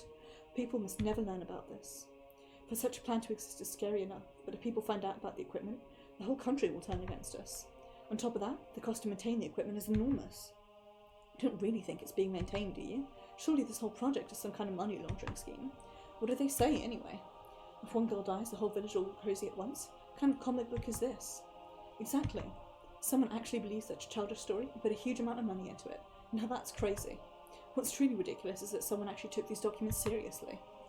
As he said that, he placed the documents down with an exaggerated gesture. Actually, I should say he slammed them down, because the papers ended up scattered all over the floor. You're too right. Excuse me. I need to use the bathroom. One of the men stood up and stepped on the papers. And they weren't the papers on the tatami mats, but the ones on the carpet. Right there, I can see my grandfather filled with heart-rending sadness, yet he can't let it show on his face. Grandfather's expression didn't change, yet it seemed distorted to me. I could see the walls of my grandfather's study crumpling and twisting behind him. I jumped into the room. I grabbed onto the man's legs. I don't hate him. No, it's not whether I hate him or not. Sure, I hate him, but that's not it. I just can't forgive these feet stepping on my grandfather's article. Don't step on them. My grandpa wrote these. Please don't step on them. Sorry. Feet are still stepping on the papers. I tried to make them move, but they won't even budge as though they'd grown roots. So I begged as I grabbed onto his legs. I tried to pull the papers from under his feet, but I can't move his feet. I can't pull out the papers. Don't step on them. Don't step on them. My grandpa's... Don't step on them.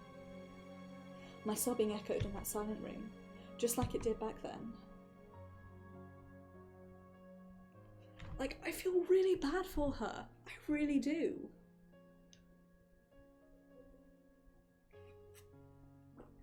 You know.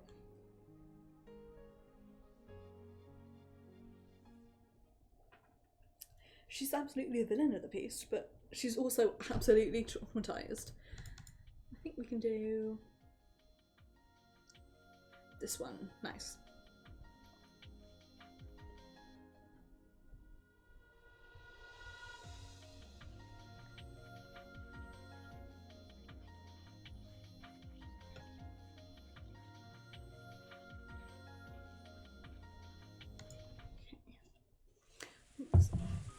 Grandfather's articles were trampled on. We have proof as clear as the pathogen causing Hingamizawa syndrome, so why can't they believe in its life cycle? Because they've never heard of that before? Because they can't imagine it? Because there's no way something so absurd could be true? Don't tell me that. I can't bring myself to care about the limits of those commoners' understanding. Why can't anyone believe the truth of my grandfather's article, which has been proven by the Irie Institute? Why do people continue to believe that humans are a special existence? Humans are simply species of animal. When various parasites that control their animal hosts exist, how can people declare parasites that use humans as their host don't? Wait, this isn't the problem. Not at all. Because everyone believed my grandfather's article up until now. Isn't that why the MOH and the Defence Agency lent me their assistance? But out of nowhere they turned cold. In other words, every bit of their help was because Uncle Koizumi had my back. So nobody actually read my grandfather's article? Did they just pretend to in order to make Koizumi happy? What is the meaning of everything I've done up until today? I thought I'd achieved something, but what have I really accomplished? I don't know what's going on, and all I can do is wallow in grief. The more I think about it, the more I no longer understand the meaning of my own life. Didn't Mio Takano devote her life to being useful for her grandfather? Then I haven't done anything for him at all. Count 3 with my grandfather and I go on to count 4. What a crazy thing to say. No, if I let my mind wander, doubt about myself and my life will slip in. So I'm just going to fill the gap in my heart with alcohol. Is it that strange to presume the existence of something that can influence human thoughts? It's true that Hingamizawa syndrome isn't the actual cause of ideology. The best it can do is drive people mad. Socialism or capitalism don't originate with it. In the era my grandfather was living in, you couldn't talk about the world without ideology. The article came from that time and age, so some of its inferences may be exaggerated or biased, but there's no reason to deny its foresight. You can't simply say it's crazy and push it aside. Besides, the most important thing they ignored is the fact that Rika Fude, the queen carrier, holds the fate of the village in her hands. My grandfather had predicted the importance and danger of the queen carrier since beginning his research on Hingamizawa syndrome. But the hypothesis of the infected community collapsing into madness if the queen carrier dies is a Pandora's box that can't be proven. It can only be confirmed after Rika's death, and if she dies, it'll be too late. But there's no mistake that Rika is the queen carrier, and a very special existence. It's clear from the various experiments we perform that she has a special influence on the infected villages. Her death really could trigger the collapse of the entire village. That's no mistake. My grandfather predicted it. To say all of that sounds like a comic book, it's just too cruel. For them to call the various preparations we made to protect her fictional project that was used to tunnel funds. What I'm doing now is simply what my grandfather was going to do. Therefore, insulting my research is the same as insulting my grandfather. According to my grandfather's article, the first thing that needs to be done when researching the syndrome is to protect the queen carrier. Yet they ridiculed that more than anything else. The more I think about it, the more their words stick in my memory. I can always hear their voices, and I can't stop myself from covering my ears. I'm sure the members of the board of directors think I'm crazy. I was trying to petition for the Irie Institute not to be shut down, but it backfired. Members must think that Hingamizawa syndrome is some kind of joke, and I'm sure they'll push even harder now to put a stop to our research. If that happens, I'd have to go back to researching as an individual. In other words, the same as what my grandfather did. There's a limit to what an individual can do. It's doubtful if I would even be able to go back to researching it individually. Once the Irie Institute is disbanded, everyone is obligated to keep it confidential until we die. I signed a contract to that extent. That's not just a simple promise. If I were to break it, a special unit like the Mountain Dogs would come after me to ensure that I keep everything confidential. Even if that doesn't happen, the Irie Institute is to eradicate the syndrome within a few years and to bury every trace of it, including the results of our research. This isn't the normal process of researching and treatment. They want to pretend nothing ever happened to begin with. I wanted to continue and complete my grandfather's work, but what's happening now will result in the complete opposite. I'm actually helping to eliminate my grandfather's hard-earned research from this world. A treatment has been created already. Although Irie is as passionate as I am about developing a cure, he's not particularly interested in any other aspect of our research. I hate to admit it, but he has more experience and talent than I do. I'm sure he'll come up with a plan for eradicating Hingamizawa syndrome within 3 years as requested by the new board of directors. And that board of directors will provide just enough funds to bury the syndrome. Irie will do that happily, just like the time he disposed of all the research data on test medicine H170 as was requested. All I can do is passively hinder them, just like they did me, while watching the Hingamizawa syndrome get eradicated. And when everything is over, I'll finally complete an article which is destined to be destroyed. Should I kill myself with thoughts of it in my head so I can at least present the article to my grandfather? He won't be happy even if I did that. On the contrary, he'll be disappointed in me for throwing the research he spent half his life on down the drain. He won't embrace me. I know that for sure. I wanted to reveal Hingamizawa syndrome to the world. I wanted the world to acknowledge my grandfather's masterpiece. I wanted to carve his name in history and promote him to a god. My grandfather waited, believing that day would come, and he must be patiently waiting still, even after entering his eternal sleep. But I ruined it. I wanted him to become a god. Become as gods. Become as gods. I was going to become a god myself too. Then we'll be together forever, and I'll never have to be alone. If I become a god, God won't test me. There won't be any unhappiness. There won't be a sudden train accident. My grandfather won't go away, nor will Uncle Koizumi.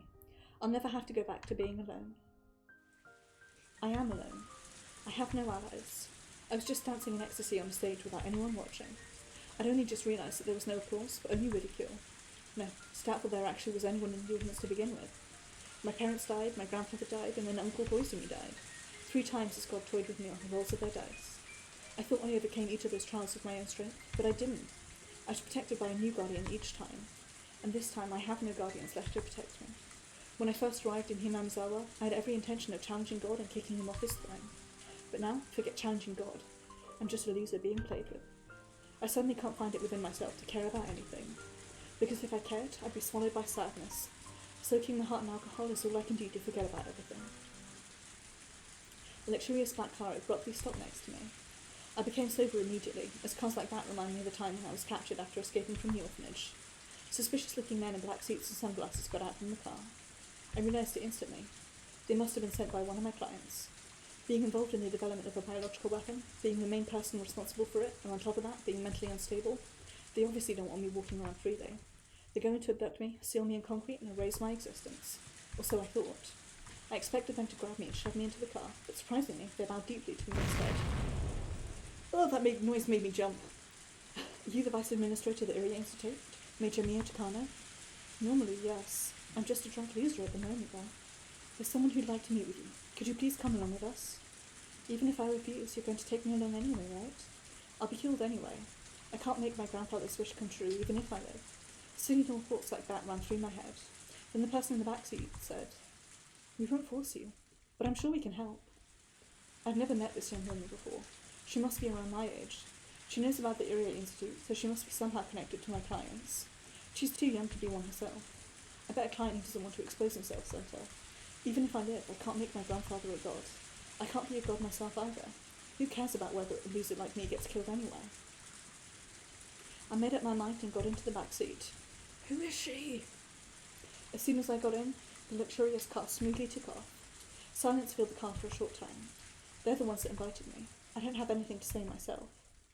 Long time no see, though I'm sure you don't remember me.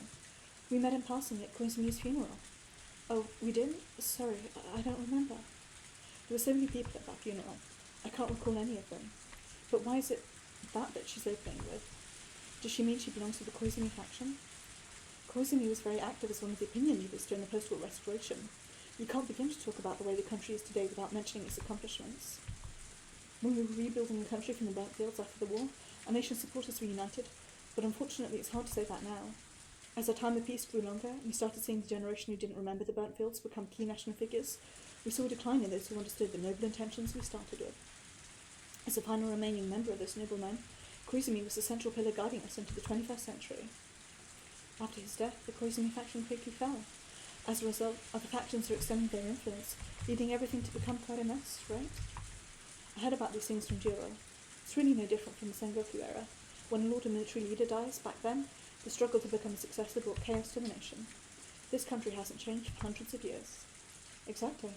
Unfortunately, while we built peaceful Japan into a comfortable place to live, the noble intentions that guided us from the outset have been forgotten. Right now, various factions are fighting in Tokyo over the seat left behind by Koizumi. If Koizumi and the other deceased servicemen ever found out about this, they'd be so disappointed. What does that have to do with me? Aren't you the biggest victim in all this? I think you've had enough experiences with sudden shifts in the wind, haven't you? It's true that our research began because of Koizumi's support, and the pressures we faced under the anti-Koizumi faction have been tempestuous and cold. Maybe for them, every project that Koizumi left behind is an eyesore, regardless of what it is. In other words, that simply means that they rejected the research itself, doesn't it? Come to think of it, something like this happened to my grandfather too. Back then, Koizumi brought authorities from various fields to see him. They talked down to my grandfather, despite the praise he had given earlier. Koizumi told me the masterminds were responsible for that. It's not too much of a stretch to say that your research into Hingamizawa syndrome is the #1 leader in terms of funding, organisation and so forth, in terms of projects within the Alphabet Project. Therefore, it's been made into a scapegoat by those people who want to monopolise the interest of the project. A scapegoat? What I mean is that your research into the Hingamizawa syndrome isn't what they rejected. What's important to them isn't the content, but the faction leading the project. I wanted to tell you that today. In the end, I'm just a sacrificial goat put up for everyone to see, huh? It doesn't matter what I research. The only thing I care about is that we belong to the poisoning faction. It's correct. The faction in control is like the direction of the wind. Sometimes it's a tailwind and sometimes it's a headwind. Unfortunately, once the direction changes, it's not easy to turn it back around. So you're saying it won't be easy to bring my hostile clients back? That's correct. The Alphabet Project has been taken over completely. All the directors have been replaced, and they're only interested in fulfilling their own desires. From the very beginning, they had no intention of listening to your explanation. I grasped my knees, remembering that humiliating day. Let me change the subject for now. What would you consider the objective of your research, Mr. Kano? That is, to fulfill my intellectual curiosity. Isn't it the promise you made with the late Dr. Takano, who you looked up to as your grandfather? Well, that's surprising. Koizumi once told me this fact behind the Hindus, so I've never told any of my clients about it. How did she find out? If they know that, maybe they know a lot more about us than I think. Where did you hear about that? Koizumi told me. What? We're not your enemies. Please relax. We're here to help you. I don't know who she really is, but I know she's here because she wants something from me. So what is it that she wants? She knows about the relationship between my grandfather and I, so I can't be careless. But in order for us to help you, we need to have you tell us the truth. In other words, we want you to be honest. I don't know what you're trying to say. What is your true purpose in researching Hingamizawa syndrome? To have my grandfather's masterpiece acknowledged for what it is, and to have him become a god. Isn't it to have the world acknowledge the late Dr. Takano's research, and to get revenge against those who trampled upon and looked down on the articles your grandfather wrote with all his heart? I'm reaching the limit of not letting my surprise show on my face. How much does this woman know about me? In the first place, who is she? How does she know everything I'm thinking? I can't admit that out loud in any case. I have appearances to consider. But while this elegant woman was wearing an angelic smile, she laughed with a devil's seductive whisper, several times better at it than I am. A simple smile and a devilish grin are completely different. An ordinary smile means goodwill, but a malicious smirk means the complete opposite. This woman can read my deepest thoughts, and while doing so, she's testing me to see how honest I can be with her. Whether I tell her the truth or not isn't the issue here. She's testing me to see if I can trust her enough to confess everything. If I've completely misunderstood, please forgive me. We'll take you to the nearest train station. That'd be GORE, wouldn't it? Well, on the other hand, if what I'm saying is somewhat close to what you're feeling, I think we can help each other. What do you think, Miss Mio Takano? I can't say anything in reply, but I think that simply remaining silent might also be an answer. I want to hear what she wants from me. I've always phrased my objective as some vague idea of turning my grandfather into a god, but she's just taught me what my true objective is. I want to get revenge for my grandfather's suffering. I want those people to fight over the right to read the article they once trampled on and mocked. I want them to believe, no, to worship every single word my grandfather left behind. That is my true objective. This woman has stated out loud that which I've only whispered within myself. She even asked me if she was correct. Is this woman an angel or a devil? If I'm a human, is she existence above me? Your misfortune was that you didn't understand your true objective.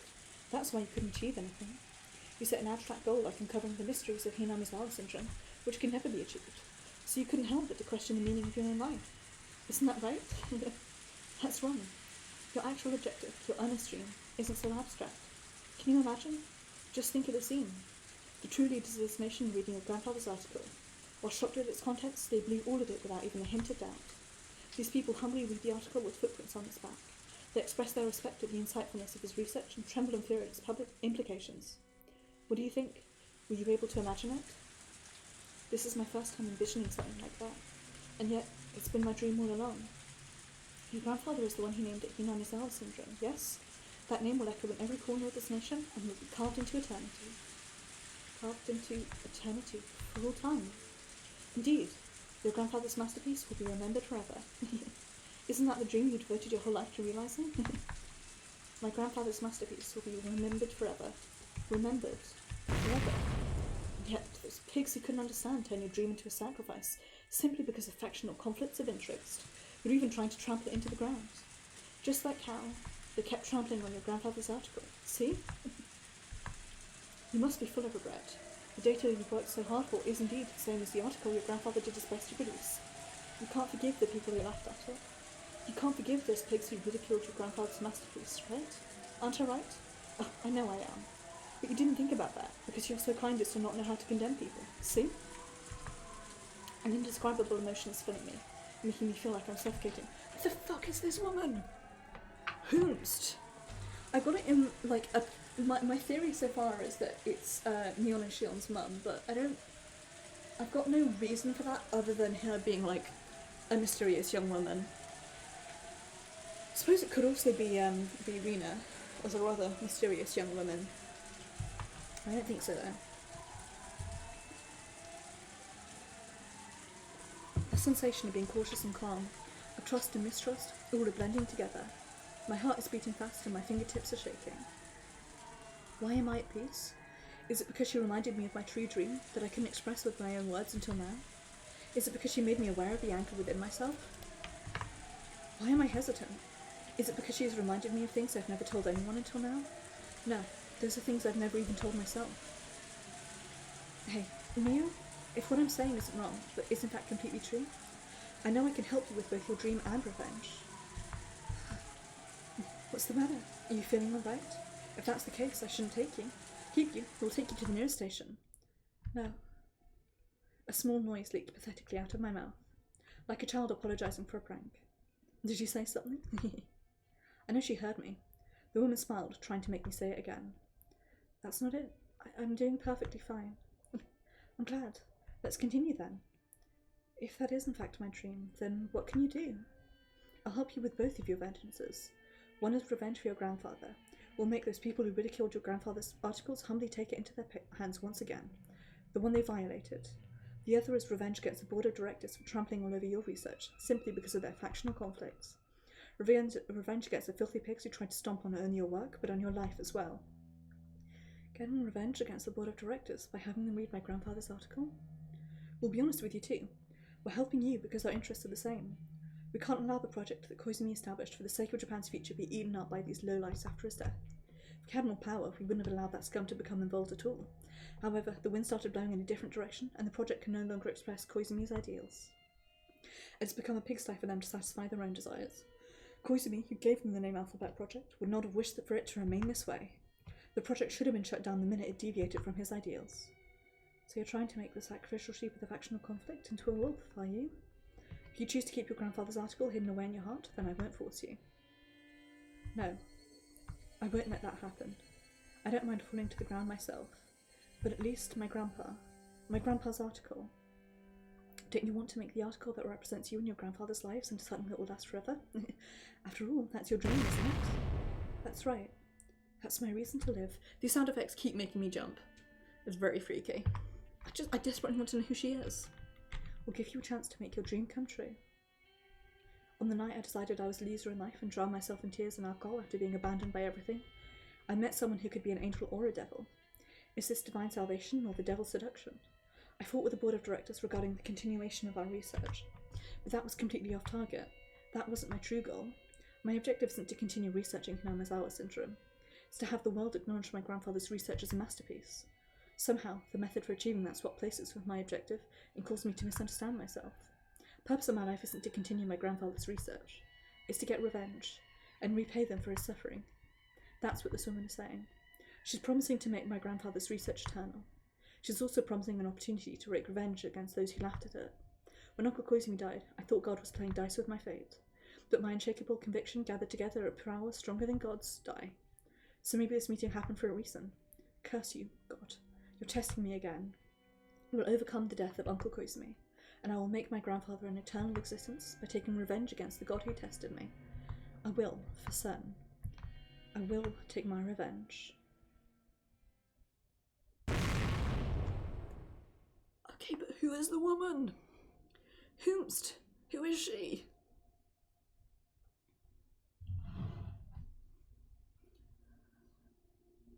Well, folks, it is 11 o'clock, so I am going to end things off here. We're actually remarkably close to getting all of it done. We've got 1, 2, 3 3 fragments to do before we start getting into like the final chunk. So we're going to be working on those next week. But for now, I am going to end stream because my throat hurts and I'm tired. I'm going to say thank you very much for watching. It is very, very much appreciated. And I do hope that you enjoyed. I will be streaming Nier Automata tomorrow. We are going to be continuing our playthrough of Route C2, as I started calling it mentally, by taking Route C again. We're going to do it mostly from Nine's perspective and choose alternate choices to the ones we made before. Take care, Adele. Thank you for coming along. I hope you enjoyed it. I did a lot of reading without like commenting, but it's because the whole time my brain was like putting pieces together. Sunday will be Destiny. I'm going to be trying to finish as much as possible before the new season starts. It's unlikely to happen because I haven't had any chance to do any grinding, but given that the new season starts next Tuesday, I'll do my best. Speaking of next Tuesday, it'll be Final Fantasy XIV, where we will be going back to the normal grind, raids, roulettes, all that good stuff, and probably, you know, doing some Bosha as well. And then next Thursday will be Higurashi When They Cry, Matsuribayashi, where we'll start putting the final fragments together to create the perfect tune. Hopefully. All then terribly. So take care everybody, have a wonderful evening, do look after yourselves and be excellent to each other. Thank you very much for watching, and I shall see you guys. I said tomorrow, I meant on Saturday. My brain is all over the place at the moment. Saturday is Nier Day. Take care.